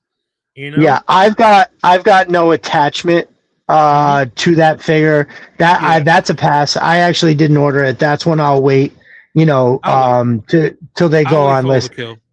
Clearance chicken, as my brother Conrad would say. Yes. Yeah, for sure. And I don't mind because it's like, again, if it's going to be a lot more of that. Like, first of all, until I get this remodel under wraps, it's like on a I really need to have it right now. Don't get me wrong, Gridiron popped off, and they had that dope gun, the new $5 jammy. I didn't get any of the the one with the big scope on it. I didn't get any of those, but I did buy 10 of the ones that they just dropped. When they have those super good ones, man, I can't say no to that. And I don't know why I'm typing into this Google thing here, I'm not getting the goddamn pictures that I usually do for the GI Joe. But yeah, so I'm just trying to not, like, the one thing that I did too was every time I see a classified figure like Tiger Force Dusty, oh, it's $12. I kept telling myself that if I can like I can like buy this to like practice dyeing or to customize it. Dude, I haven't dyed or customized a single thing after 8 months of buying shit. He's one that I need to complete all of them. You know what I mean? Because I got all of them from Tiger Force. You know? Oh, you need that one? I think I have two of them, bro. It's just like, it's like how you said, you know, do you want to spend, like, I'm waiting until it goes to like $9 because I know it's gonna get there, you know? Right, right. It's almost like the Marvel Legends, Thor, Love and Thunder, where they went down to like $8-9. And Hydro Viper was 88. I thought it was later than that. Really? Yeah, 88. So 88's where, man, don't get me going on these years because I could talk about them forever. So 87, I feel like they've got a couple cool figures in here, but it's a lot of weird shit, right? And it's Battle Force 2000. Televiper is cool. So there's a lot of weird shit. 87 is still great, but it's definitely nowhere near as good as 88 or 86. So 88 ain't talked about enough. These are fucking bangers, bro. Banger after banger. And that includes Tiger Force and Night Force. That 88 ain't talked about enough. Then 89, bro, with the Alley Vipers. Alley Vipers, the Interrogators, Back Blast, Frag Viper, Scoop, version 2 rock and roll. Dude, Turbo, Recoil, Night Viper, the targets. It's got Python Patrol. 89 is off the fucking chain too. I mean, it's most people talk about those core years of 84, 85, 86, and I don't disagree. But dude, this is where these were the years where they were still putting out 20 banger fucking figures and extending the line like to no end. So I'm looking at the list here and it's like, yeah, so I think 91. I feel like G.I. Dave and I were around the same thing where he said 89, 90 was his last year. It was like, and it was probably, I would look at the rack and like, oh, I like that one, and I would pick it up, you know? So 91, I see Big Ben, the Sand Scorpion. Yeah, see, I was out by then. Low light version 2. I remember seeing that and being like, what? That Cobra Commander was weird. And I was like, yeah, I think I'm done. Because in 91, the thing is, in 90, I was still deep because Ambush and Salvo came out, brother. And those were like my favorite. I loved the Saw Viper. I bought the last one that I bought with my own money was the Rock Viper, aka Rick Viper. That's where that came from. But then so now that I'm looking at it definitively, yeah, between 90 and 91 is where I went. That's enough. And then I think I checked back in and saw Snow Serpent version 2. I remember being like, oh, heresy. They can't make a version 2 of that. Call it something else. And then there's another Major Blood. I think it's Sonic Fighters. That's the one where I was like, I can't do this no more. Yeah, but anyway, like that's that toxic line, the Toxo lineup. I was just like, oh, right. Lime green and orange. I was like, eesh. Yeah, no. That was no good. Now the Toxo Viper is a great figure with the helmet and everything. Card art off the hook. The Toxo Viper, that one figure was 88. Or is this 89? Hold on. Rampart was what year? Rampart. Let's see. That's Back Blast. Bam. Where's Rampart? I think Rampart was earlier than that. No, maybe not. I think that's 91. Dudes like Conrad who know this shit by heart are like losing their minds. He's like blasting us. You know that. Rampart, there he is. There he is. Rampart came out in 90, which I still contest. That's considered a banger year. Ambush, Bullhorn, Captain Gridiron, Freefall, Laser Viper, Range Viper, Rampart, Pathfinder, Night Creeper, Metalhead, Rock Viper, Salvo, Saw Viper. Me too. Undertow, Sub-Zero, what was that guy right there? Topside, Undertow, and then two of the Sky, then a couple Sky Patrol guys, but I never got into them. That's 90, bro. That's what I'm saying. 90 was still they were it was still, but then 91 is a massive drop off. So 91, there's a couple figures that are good, like Big Ben is good, Crimson Guard Immortal is good, Sand Scorpion, the Snake Eyes version 4. Hold on, I fucked it up. Snake Eyes version 4. Now listen, the second version of Sci-Fi wasn't bad if they called them something else, right? Red Star, this version 2 Mercer with the beard that came out, and then all the Eco Warrior stuff came out that year too, and that's where they lost most people, I think, right? Ooh. My boy Alice says General Voltar was the last guy I bought. Oh, that's what's up. Voltar was good.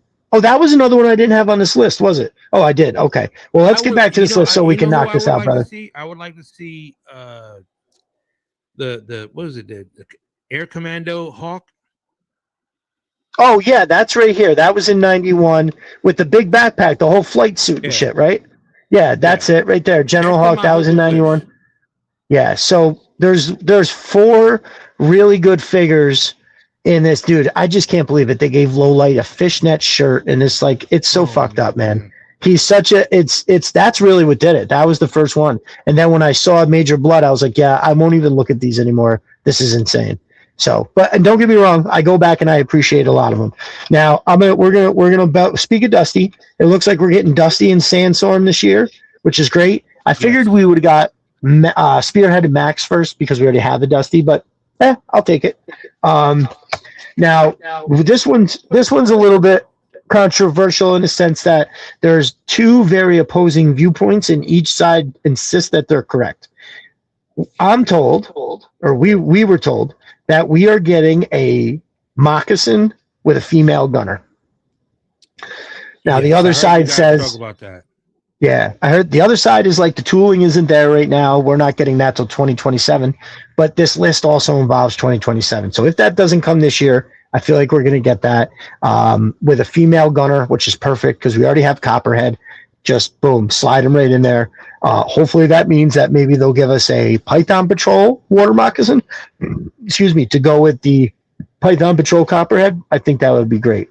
Riptide O'Leary says, got to get up early for work. Got to go. Have a good night, Riptide. Thank you for Have a good night, brother. Man.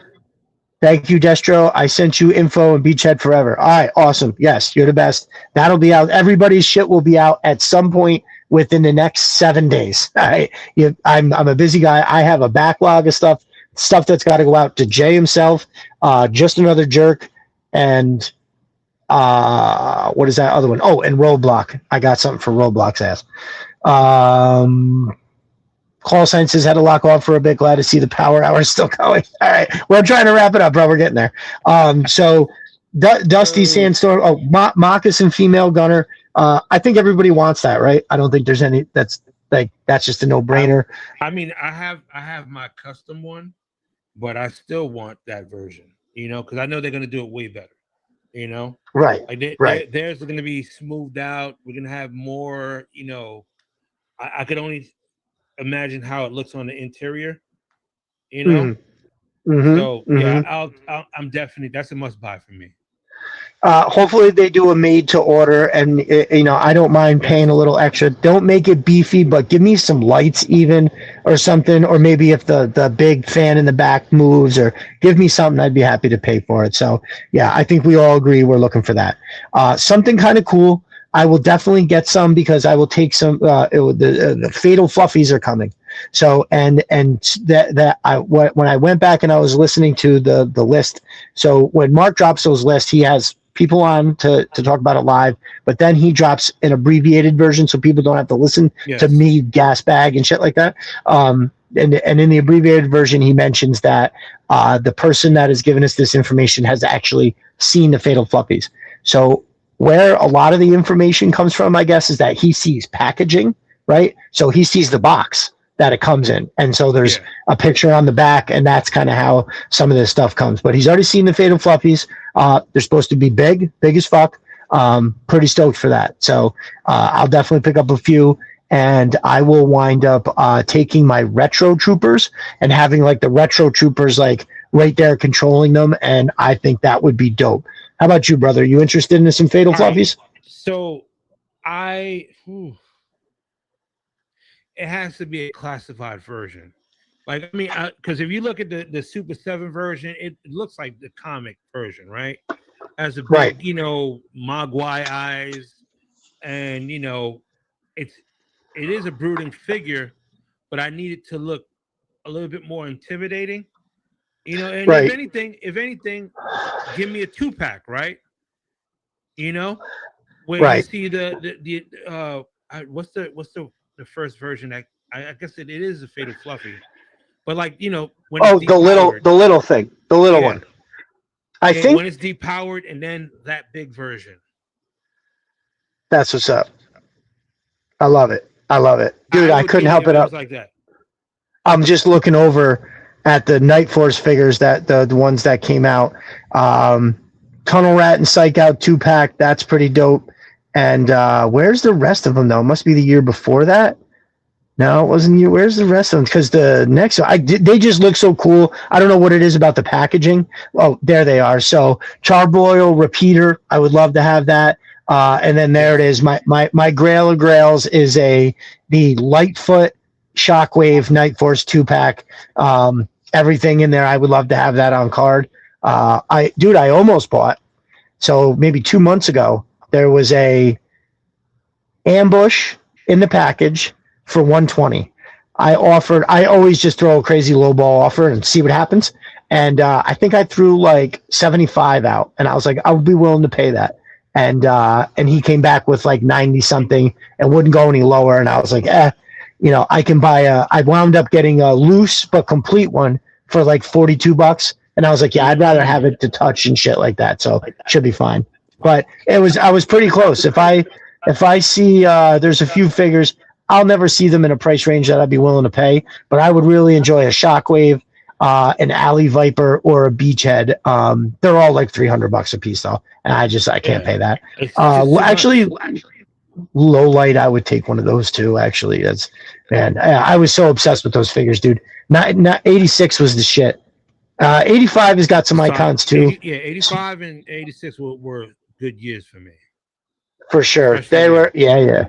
Well, so by the time the summer of 87 came, that's one of the articles I wrote for Serpentor's Lair, was the summer of 87, because 86 and then the Christmas of 86, I got everything. Like the bulk of my collection came legitimately from my birthday in 86 and then my Christmas of 86. So when summer came, I had all this shit to take outside, and that summer was legit off the hook. All right, so Fatal Fluffies, we're gonna get another one of those things that couple guys that I think they're all gonna be good. Muskrat, he looks cool. I think they'll make it look right. I'm sure he's gonna come with a board, right? That's that's something you got to pick up, right? Removable hat. Yes, for sure. Give us glasses that stay on, right? It would be great to be able to take them off, but like you gotta make it so it's the shit like works. It's so frustrating. Do make somewhere like the indentation in the head sculpt holds the glasses. Like I feel like they do a great job with Slaughter. I don't really have a problem with Sergeant Slaughter or the Baroness. Okay. Trying to think, Doc, do I have a problem with his glasses? No, I had trouble getting them on with the helmet, but they didn't stay on great without the helmet. I think that was. Well, I heat up the helmet, so I'm able to bend it and then slide the glasses in. That sounds right. So yeah, Muskrat. That'll be a must buy. So the last two guys, I work for different sub teams, but they kind of remind me of each other. First one coming up is Zanzibar. We are getting Zanzibar, and I do believe that the leak was not certain about the skiff. which seriously, nobody wants Zanzibar without that skiff, right? I mean, Yeah, you know, I and mean, I that's what I wish remember. I bet you there'll be a lot of people that wish they knew that because they maybe would have bought less Zanyas if they could have got air skiffs instead. Maybe it's a little more, but yeah, Dreadnought, my boy Dreadnought Ellis says yes, yes, yes. So yeah, that Zanzibar is coming, and let's just all hope and pray that the soft good hair comes out right and that they do an air skiff. I feel like it's it's the same thing with like the Devilfish. Just why don't we have that yet? Absolutely bonkers. I got faith in that team. Look, they made me get Crystal Ball. Yeah, it's true. It's true. They came out with a whole army for him. Yeah. Like if CG Horror can knock this out the box, I don't see why we can't get one. I mean, this thing is fucking turbo. Man. I still haven't used it in a picture yet, and that's a travesty. That's one that I need. For sure. So yeah, Zanzibar hopefully comes with an air skiff. But either way, it's cool that we're getting them. And next on the list for a guy is Voltar. So Voltar, having him come in is going to kind of play into what I'm about to say after Voltar too. So Voltar, I always thought was cool, and he was such a cool figure that he it didn't matter that he had that goofy pink outfit on, right? And because it was like pink, and you just, I don't know, the gold went with it. Something about the eye patch, just, I don't know, it worked for me. I liked it, and he was an Iron Grenadier. So that, let's see, I'm trying to find Zanzibar. What year did he come out? That's a later figure too, I think. Yeah, where is that goofball? So yeah, if you look at that body sculpt, like I remember looking at it back then, I was like, I don't need that. That's a pink. Why would I need a pink toy? You know? Yeah, there he is. But so if you can change that color, 88. You know, maybe make it like a grayish pink. You know, they'll do it. They'll make it. They'll make it hot. Oh yeah, so he's got that dope backpack with the perch for the bird, which we know we're gonna get. We already have that with Spirit, and then he's got that. Now back then, we'll get something dope no matter what. But his primary, bro, had that big silencer on it. That thing was awesome. I absolutely loved it. I think that's the one. I know the end that. Oh no, that is different. Yeah, man, that is a fire fucking figure, bro. Look, with the eye. The head sculpt. The head sculpt, I know they'll kill it. You know, even the chest sculpt, like it's a good fig, but like pink, gold, and black. I'm like, is this a Bret Hart figure? Right. I'm looking at something from WWE, you know? So I think that they can do it, especially if he's an Iron Grenadier. I'd like it if they used what looks like here, it's a little more purple, and I'm looking and I'm like, oh, give me the same basic color as the original Techno Viper, lace that gold up, but add more black to it to rein it all in, and then just make that backpack mostly black. And obviously his primary too. Let's keep that a little more black, but keep that big solid gold head, the eyepiece and shit, the monocle. That's fucking awesome. I love it. Very good. So yeah, I think we all want that too. Awesome. Now the reason I'm saying that, the one thing that Mark said, separate from the actual review show, he said it Monday when we were talking about 86, is that he was told that that we are getting the Demon for a HasLab this year.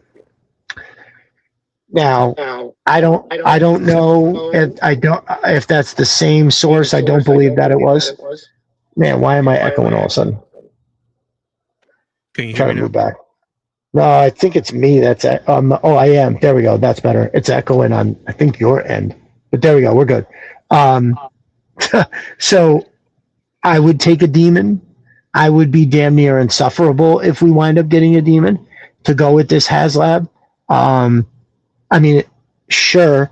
I feel like you decide to make the Demon first, and then you're like, oh, but if we're doing this big thing, we can definitely just make a despoiler. I feel like you don't putting the cart before the horse. If you're like, oh, since we've already made this $100 thing, why don't we make this other thing that's really expensive? So I have no validity to that, but I would absolutely fucking love to have a Demon HasLab. Look, I'm telling you now, I've seen the demon. All right, I've seen a custom demon. King Grimlock on Instagram has made the demon, and it's massive. It's It's huge. massive. So, It is I mean, like the huge. kid in me would love to have this, but I'm like, I don't have the space for this, you know. And are you? Did you go to his page? I believe so. I'm trying to. Oh no, I'm talking about before. Yeah, I believe I did. I'm I'm gonna. not. I'm not signed in. Are you on your And computer now? You're on yeah, but your. I'm not signed in. I'm not signed into. Damn. I'm not signed into Instagram or anything on here, which Okay. because as far as I knew, I was. It is I like. was Let me see getting. if I'm getting rid of it. Oh, there we go. I got 1 second. Let's see if I could. it.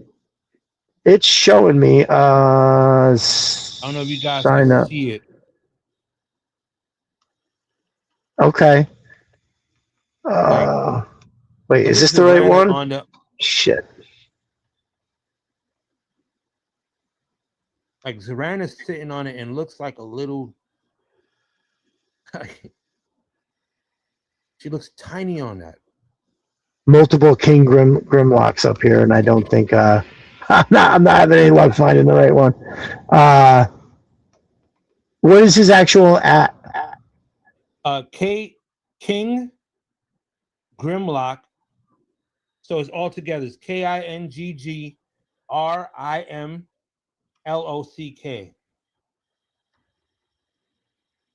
I added you There it is. On the Yeah, actual like an post. idiot. Like an idiot. I'm not signed in to any of these things. Nope, that's not it either. All right, that's my bad. But I saw one that I think Mark II Designs made. Designs, So it's exactly. Pop dude. Culture said he has a different name. Pixie's Design. Oh, that's who it is. Yeah, Oh, yeah. okay, okay. Yeah, no doubt. Let's see. I That's did him on Etsy, I think. actually. That may be the one that I saw. Like that's the guy who I got the what was it again? The Wolverine, Man, I think. the technical difficulties. Yes, he's on YouTube as well. All right, that's probably the best way to go. Because I definitely saw. I saw. I now that the more I think about it, I thought it was Mark II Designs, but I think it was actually Pixis Designs, where he had just finished it, and he was like, yeah, look at this thing. It's my favorite thing I've ever made, et cetera, et cetera. Yeah, and he was really feeling it. And dude, it looked amazing. Yeah, and I'm glad that Pop Culture Frenzy brought that up because he showed on his YouTube channel like the process, you know, and it's amazing. Like it's amazing what he did to it, like the details that he put on it, and I mean it's the closest thing to the demon that we'll see. Oh, there we go, right on Etsy. Mother effer! Wow, there it is. Holy shit! He made a Rolling Thunder, yeah. I was just. I'm telling you, like it's a. Hold on, why can't I click on that? Oh, that's his banner. Got some bangers, yo. Dude, that modular catwalk is pretty fire too. Mm-hmm. Modular catwalk. Oh, is he selling STL files too? Oh, that's what's up. All right, I'm scrolling down though. I'm trying to find that demon. I can't find a picture of it except for that one. Dude, look at that fucking thing. He has one that's like out the box, and I don't know if this is something maybe later on. You know, if anybody on the chat will know, if they've seen his work, he has one called The Wraith. And I don't know if that's something like from the later Gi Joe versions, but it's right. crazy. Man, why can't I click on this fucking picture? Anyway, all right. So hopefully, maybe that's something that can get worked out. Because I would love to have a demon. This spoiler. Hasbro display is probably twice the scale as the one he made. It's probably bigger, yeah. It is. Dude made a Rolling Thunder. Dude, it's so crazy. Pop, it's so crazy. Amazing. Yeah, Good look at that's that thing. one. Like that. That's one where you cannot complain from the vehicle to the figure. They knocked it out the box. Nice. So before we get to our predictions, I've got one more, and this is my mic is dying. Might be. So while he's adjusting, I will go on real quick. So what was said that's coming is a stealth claw, gray, black, and red. Now, I am so excited for that because just recently we had the reveal that we saw in hand was the stealth trouble bubble that said on the back 788 on it. Now that makes me excited because now I think I'm getting a 788 fucking claw with a 788 fucking pilot, right? I'll get the Viper that comes with, man, I'll be on Etsy trying to buy those fucking trouble bubbles and shit because it comes in the damn set with that with the snake eyes. I did actually already talk to Matt from Mo's Mine. He's going to buy a bunch of sets. I'm going to buy some set. I can hear you. Can you all hear Pop? Can you hear me? I'm going to buy a bunch. Matt's going to buy a bunch. And we're just gonna swap because he wants the ferret, the green ferret. So I was like, all right, bro. I mean, I want like 4 of these bitches, and he said, fine. So yeah, I says barely. Yeah, they died. So. No doubt. Guys. Well, we're wrapping it up anyway. Well, if you compare them, I'm a yelling fool, so you don't want to compare the two of us. I'm loud as shit. So yeah, we're gonna turn down Destro. I cannot hear you. Yeah, we're gonna get through the end here. So pretty much, I'm stoked for what is this. It's predicted that it's just a stealth claw. I'm throwing my hat onto the top of this and saying that I think it's going to be another 788 product, and I'll be so happy. Now the claw pilot I think is an underrated figure. I think it's fucking amazing. I use it for everything. I put it in the now I'm echoing. I put it in the snake armor. Snake armor looks amazing. They fit perfectly in there. Any of that stuff, I even put them in the Rattler, looks amazing. So yeah, it's really, really awesome. Stoked for that. Now, just to put a bow on it, we came up with like an answer a piece about just a wild theory, kind of like what would we really want to see? And for me, I want to see Blizzard, right? Now, of course, we all have, there's like a list that I'm sure we all have we want to see. But for me, with this year, we've got the Snowcat, the Arctic Hiss, the Arctic 3-pack, right? Oh, and that was the other thing on the one list, Arctic Cobra Commander and Arctic Baroness. I completely forgot to mention those. Those were also on the list. So we know those are coming, along with the Arctic 3-pack, along with all this other snow stuff. Give us Blizzard. Give us what is, in my opinion, the best snow Joe that they have besides the Snow Serpent. Some people even say it's better, and I can't argue with them. The Snow Serpent's a little iconic to me, but Blizzard with that weird ass helmet that covers half his face, the backpack that I want to be able to like open it like a cell phone, so he then can lay down on that part because he had the handlebars where his skis went on the bottom of the backpack and it turned into like a jet thing that would pull him along. Those handlebars that had a brake on it and everything. He came with a wrapped it wasn't a Mac 10, it was the Uzi, just a regular straight Uzi, and then also a white secondary. The figure is, and the snowshoes, and all of it will go on his backpack. He was amazing, even though like he was one of those figures that it didn't matter if it was I was doing like an outside snow scene, Blizzard was in this shit. Like totally loved him. It reminds me of those early 80s flyers that they would do, and they would show all the Joes on like a mountain to sell, and they would have like A next to Flint, and it would be listed on the side.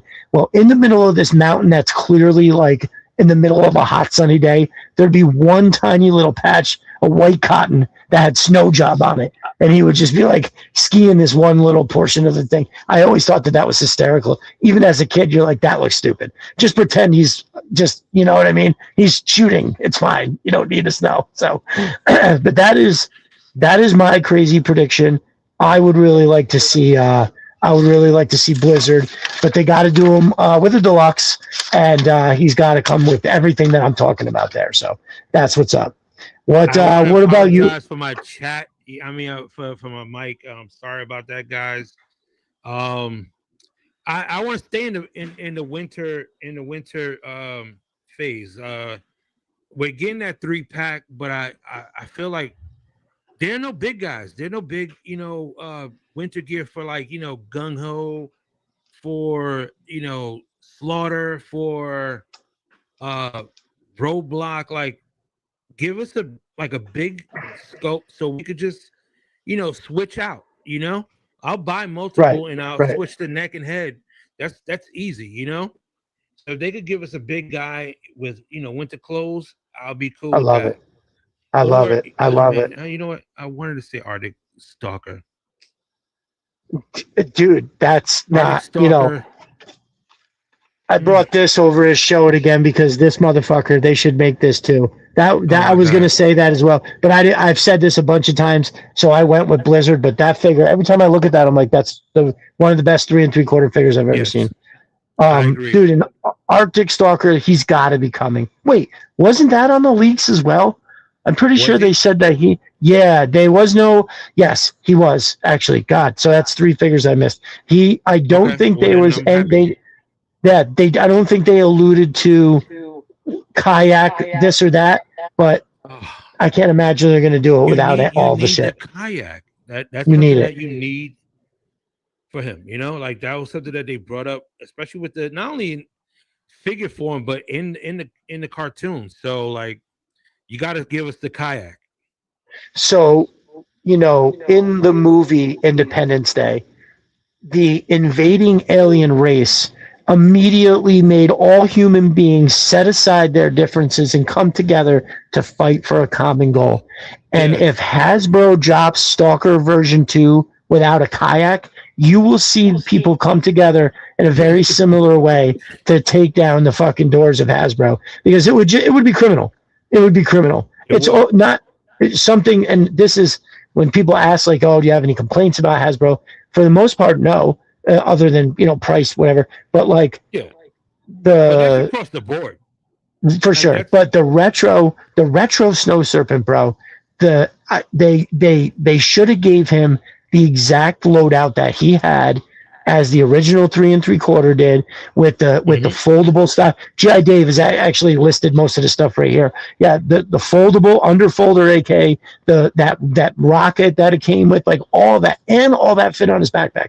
They should have done that. It literally bugs me to no motherfucking end. And I think Gridiron may have even made something, but it's like all the other good shit that they have is in the vault and you can't fucking get it. So yeah. I don't mind going to Gridiron, but it's like, come with the original figure, like give us at least give us that, Right. So and I wouldn't have minded, like, charge us a couple more dollars. Like, I know it's not that simple as just saying, okay, make this one $3 or $4 more, but look at all the stuff that came with it. People would be like, thank you for doing that. You know what I mean? Mm-hmm. And the worst part about that one is, so he didn't come with the underfolder AK. That means they put the FAMAs in there, and it just changes what is, in my opinion, arguably one of the most famous card arts, right? Is that Snow Serpent one. And now it doesn't look the same because they had to give him that gun that they gave to everybody.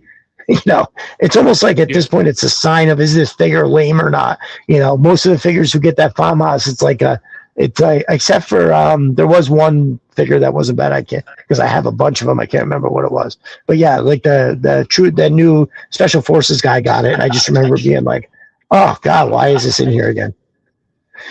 So yeah, that's Stalker version 2, man. I think that would be awesome. And we at this point, it's just prayers up that the fucking whatchamacallit shows up. Well, brother, we did I'm it. with you. 2 hours and 15 minutes. So Yep. I guess to everybody, it could have been worse, you know. So, but no, like we said, we definitely wanted to talk about the community, which we will be doing again.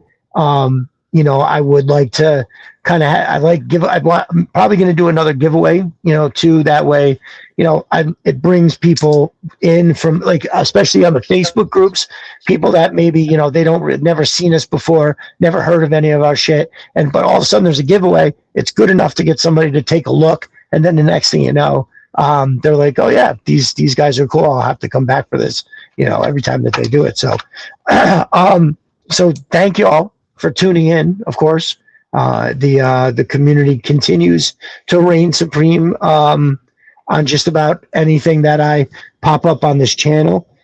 It was great to finally get it done. I know we talked about this for a while, and the holidays were busy, and then I got neck deep in this remodel, and but I wanted to before too. Like I had to, be able to sit down and actually, talk without pain. So that was the one key component. I was glad that you were patient with me. So of course. No, for sure. And dude, it was like there was like 5 weeks in a row that I kept kind of thinking about it, and it was just constantly something was coming up on Wednesdays. What the hell was it? Was it the basketball? Something with the basketball. Yeah. And then I had it was basketball like 2 weeks in a row, and then it was 2 weeks in a row of something else. And then the fifth week after that, I don't know. I don't remember what the fuck it was. But at that point, I was like, oh, you've got to be kidding. And so I couldn't even plan ahead to, because the shit just kept coming in. And I was like, well, thank God I didn't fucking plan to do the show. We would have been able to do it. So, that's what Pop says. We need a Marvel Legends show. I mean, hey, we'll be hitting it. We'll be hitting all them notes for sure. The Power Hour is going to be GI Joe adjacent, and we got to get Destro into Marvel Legends, and that's the key component. Is finding at least one, maybe X-Men or Avengers. Something that's going to help you connect with Marvel Legends, and it's there. You just got to look at it. For sure, I agree. So I definitely loved comic books. Spider-Man, Wolverine, The Punisher were like my favorite. I really got, right before I stopped with the comics, I actually really got into Deadpool, because I thought he was like, if Snake Eyes talk shit all the time, that would be Deadpool, basically, like with the swords, little gun action. I thought that they were very similar, and I loved them in that way. As a matter of fact, when I stopped reading comics, I'm pretty sure that Deadpool is my favorite. So there's definitely a lot to be had there. And Wolverine was definitely, I see when you post pictures of Spider-Man, that definitely catches my eye, especially with like a good crazy pose. Yeah, that's the shit. That's the shit. That's the craziness that's a part of my life right now.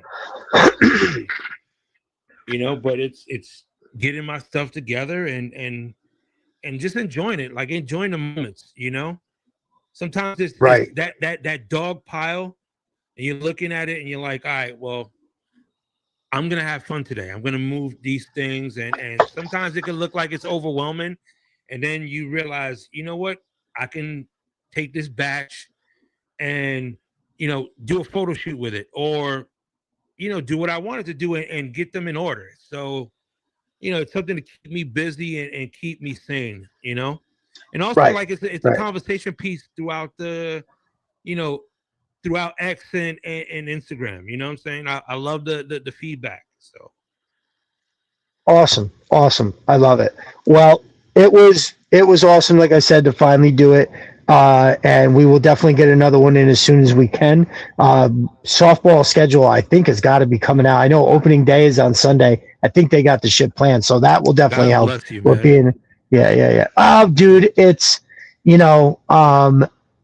I'm only doing the recreational team this year. My girls didn't want to do the travel team also because, bro, it was a lot. I don't know if you remember how much shit I was talking about that last year. I was just like, You were stressed. want to I rip. remember that. Yeah. It was a lot. And thankfully, my girls were like, it's just too much. It's 7 days of softball. I don't know how other people do it and they act like they like it. And in my head, I'm like, people are all fucking lying. This isn't fun. It's not even because I'm coaching. It's just the commitment. These people are sitting over here. No, I loved it. It was fantastic. But definitely, like, that's the thing. It's hard to appreciate it when it puts such a strain on your life, right? Like, dude, seeing the kids' faces, knowing that I was doing a good job, and like all that kind of stuff, it was fantastic. It was definitely fantastic. It was an experience that I wouldn't trade for nothing. But as a whole, just something that all four of us, me, my wife, and the two kids, nobody wanted to do it. It was just like, that's enough. And so yeah, we're just doing the recreational team, but we're also on the board of directors. So my wife does a bunch of stuff in the concession stand. I do a bunch of stuff for like the fields. Like right now, they got a shed. Like, remember when you and I were talking the other day, and that's what, when we talked for a while, that's what I was doing. I was checking out that shed because I'm doing the roof, and they'll pay for the materials, and I'll volunteer my time. And they always say such nice things on like opening day, closing day. They shout out the business. They go, whatever. My kids get to hear me being talked about in such a positive way. That's all that matters to me. It makes it worth it. You know what I mean? But yeah, so the shit was getting start about pop off and be crazy. I wanted to get this first episode in the can, and then look forward to the next one for sure. Why don't you let everybody know what's the socials? Where are you at? You can find me at the Bearded Sumo on Instagram, X. What's it? I think it's TikTok. TikTok. Yep. I've seen it. You're on Facebook. I think we're friends on Facebook. But I don't go on there. You know what I'm saying? Like, it's linked to my Instagram, and it automatically posts, but like I don't go to check it. I should. Right. I should go because Jeremy has a dope group over there, and I just want to show him love. So I think I'm gonna start doing that. Yo, the best deals that I've gotten, besides the one that Dan Salcedo has got me recently about the Dragonfly, the Hazard, which shout out to Dan, Curator Dan Collects on YouTube. Make sure he's got an amazing channel. He makes these very, very well made videos. You get to experience him opening up his classifieds. It's so fucking awesome, isn't it? I think it's really Curator Dan Collects over on YouTube, and then Curator Dan on Twitter. Make sure you're following the whole thing. Yeah, for sure. Shit, I was saying something else. Jeremy's group. Some of the best deals I've gotten, besides the ones I've gotten from Dan, have been from people I've met in that group. Like the guy Earl Whitford is his name. I've gotten that shadow tracker was $46 shipped. It's selling for basically $60 with no shipping on eBay. And also the raffles that Jeremy has. So like right now, I think I just entered, the last one was 6 Crimson Vipers and a $2 ticket. So you could win all 6 for one $2 ticket, and it's elimination style. He does it live. I've won twice. I won a bunch of Python Patrol stuff. And then the other one I got a, Python Patrol Vipers. Yeah. Oh, yes. It was like 2 Vipers, two Vipers, 2 Trouble Bubbles, like 2 of the officers and 2 of the troopers, I think. Some mix. It was a lot. It was a bunch of figures for sure. And then my brother Rock Lockdown sent me a bunch of Python Patrol for an unbelievably fair price. It was such a fair price. I gave him more than he asked for because I was like, yo, I'm still getting a deal. Please take a little more. He's been great. He's given me a bunch of good deals too. Yeah, 100%. So yeah, if you're not in that group, that's the Pit, a GI Joe group on Facebook. Our brother Lost Timber from Twitter, and then on Instagram, I think I think it's Jay Kimberlin. I think is what it is. Yeah. Pop dropping good advice. He says, live your life.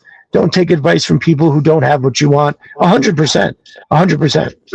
And really, it's at our age, I hope everybody has a set of people that they can bounce ideas off and they trust them, right? Like it's tough to be out there swinging right now. You need somebody in your life to get good perspective on, because you can't just keep co-signing your own ideas. Otherwise you wind up in a bad spot. That ain't never worked for nobody, not one single person, you know. Exactly.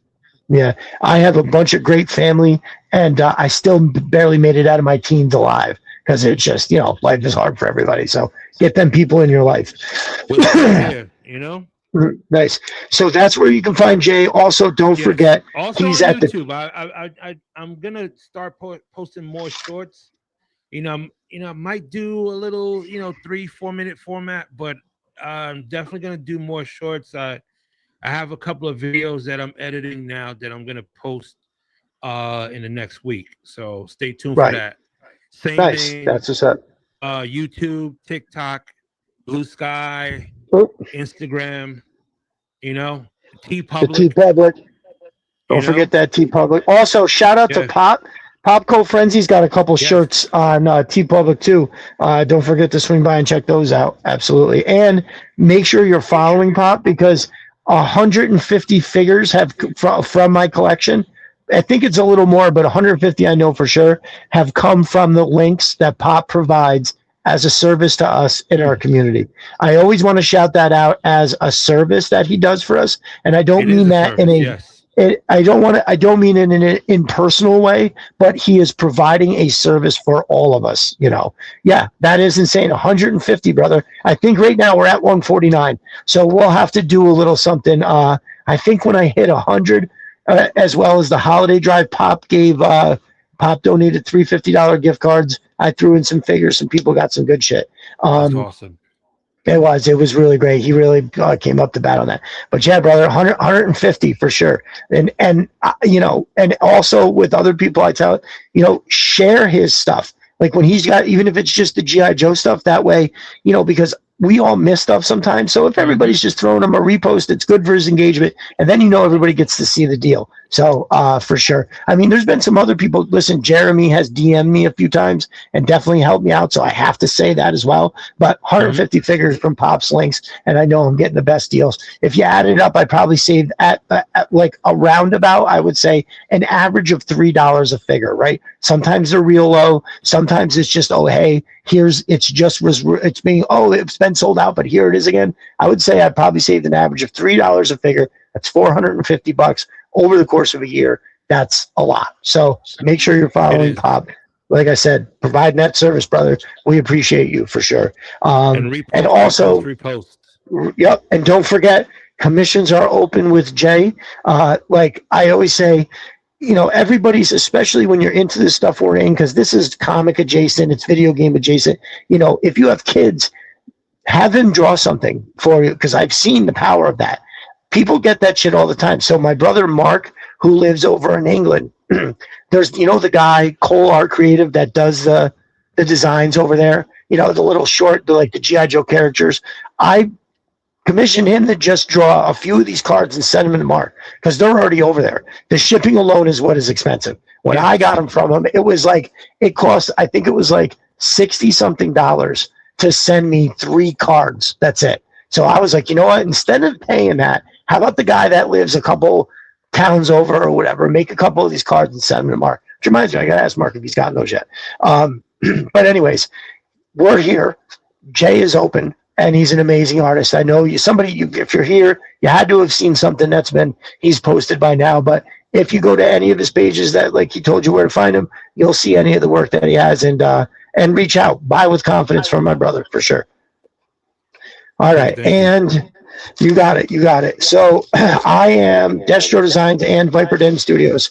I am both. Destro Designs is mostly just all things Gi Joe, and Viper Den Studios is largely just finished photography. That's how I've been doing it, because it's so hard to just scroll, you know what I mean, through all the shit that I'm reposting and promoting or doing this or doing that. And I like having a place where you can just go and see all of the stuff that's like for that right there. I got to start doing it where all the podcasts, because I've had some great guests. I'd love people to be able to see, oh, hey, look at the guest he's had on the podcast. I think that's fantastic. So Destro Designs, Viper Den Studios, that's Twitter, Facebook, Instagram, and TikTok. I know there's Threads and Blue Sky. I don't think I'm going to do that. I think I'm just going to stay with the big four and call it a day. But it is interesting to think about, have it be on every single one. You never know who you meet, man.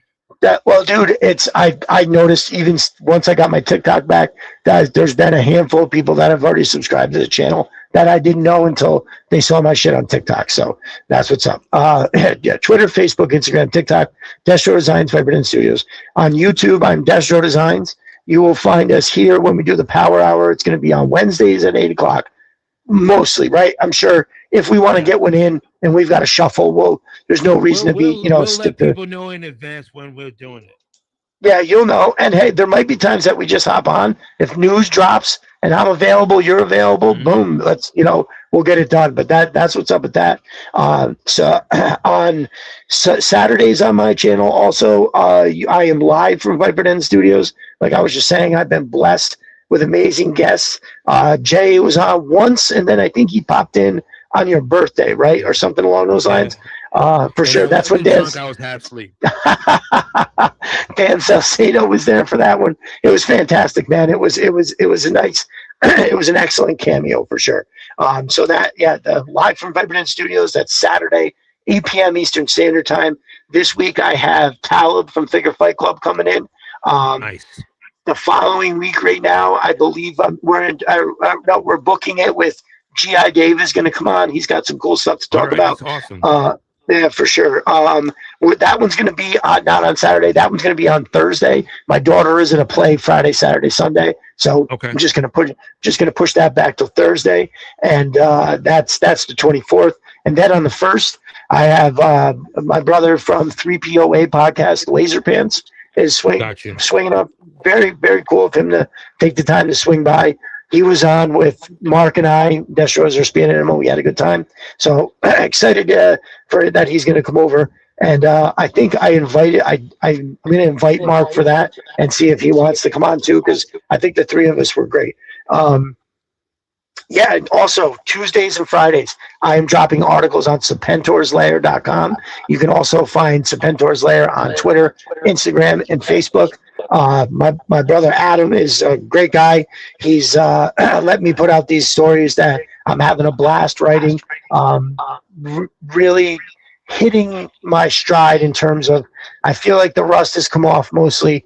I just think about these for a little bit over the course of a couple days, and then I just sit down and blast it out, right? Like the idea is there. Maybe I have a note or two, but like the last one I just wrote about Destro is right. Like that's straight up shit that came from my childhood brain that like I literally would get so mad that Cobra Commander had fucked it up again. And it's not like I wanted to see Cobra destroy the world or anything. It's just that Destro was so awesome and he was trying so hard and Cobra Commander kept fucking it up for everybody. So that's what that article is about pretty much. The next one coming up, I will be talking about 1984 and the figures that I bought and what I had and where I was at my GI journey with there. I'll be skipping that every other week. So, yep, that's Tuesdays and Thursdays. Serpentorslair.com. Everybody's been very good about sharing that. Whether, sometimes the Serpentor's Lair will post it. It's right around 1 o'clock on those days. It hits Twitter. And everybody's pretty good at just posting that. I don't usually even have to go over and do it, but I do it anyway. But he also posts it on Facebook. Instagram is mostly about photography, but on Facebook, he's been dropping the articles over there too. So watch out for that. And that's it. It's a packed week. I've really filled my time with this. In a year, it's been quite the journey. And again, I have everybody to thank. Jay, you included, for making the dream possible. And I want to continue to just want to continue to skyrocket and meet new people, grow our community. Most importantly, keeping the community what it is. It's more about quality over quantity. But also the more the merrier. So, all right. So 2 hours and 28 minutes, not terrible. Only took me 15 minutes to say goodbye, but no, it's good for us to take a minute, let everybody know. Shout out to MC Paul. A round of applause for MC Paul. Oh, Paul yes, Morales, right? That's what we're talking about. Yeah. That's my dude. He is faithful, and I appreciate him. That's at the toy chamber. Yeah, we see him everywhere. You know, I pop up at. That dude is always right there, and that is the gentleman that put me in the driver's seat of the Mesco Destro. So at the toy chamber, shout out to Paul. Thank you, my brother. We appreciate it. GI Dave, lighten up the comments. We appreciate it. Hulk Smash. Puny like button. No, there you go. Nice. Thank you, Pop. So we appreciate everybody in the chat. Thank you for participating. Thank you for joining us for the first episode of the Power Hour. We will be back with another one. We will let you know ASAP. And yeah. Oh, also, I didn't get into it, but make sure you're also supporting. You know, didn't plan to show anything off tonight because we had a lot to talk about. But sys3darsenal.com. Use Destro Designs to get 10% off your purchase. Also, Mo's Mind Custom Design on Etsy. Yep, there it is. There's the Oracle. Use Destro Designs 10 to get 10% off your products there. I'd start looking into an Atlas because right now he's still shipping for free. Shipping has not gotten cheaper, and with the absolute price of gas going up, this shit is not going to get any cheaper. So if I were you, I would move on that free shipping right now. And again, Destro Designs 10 over at Mo's Mind Custom Design. So that's it, folks. Thank you again. Appreciate it. We will see you all. That's it. That's it. We will see you all in the social media streets. Have a good night. We'll see you on Saturday. Later, y'all.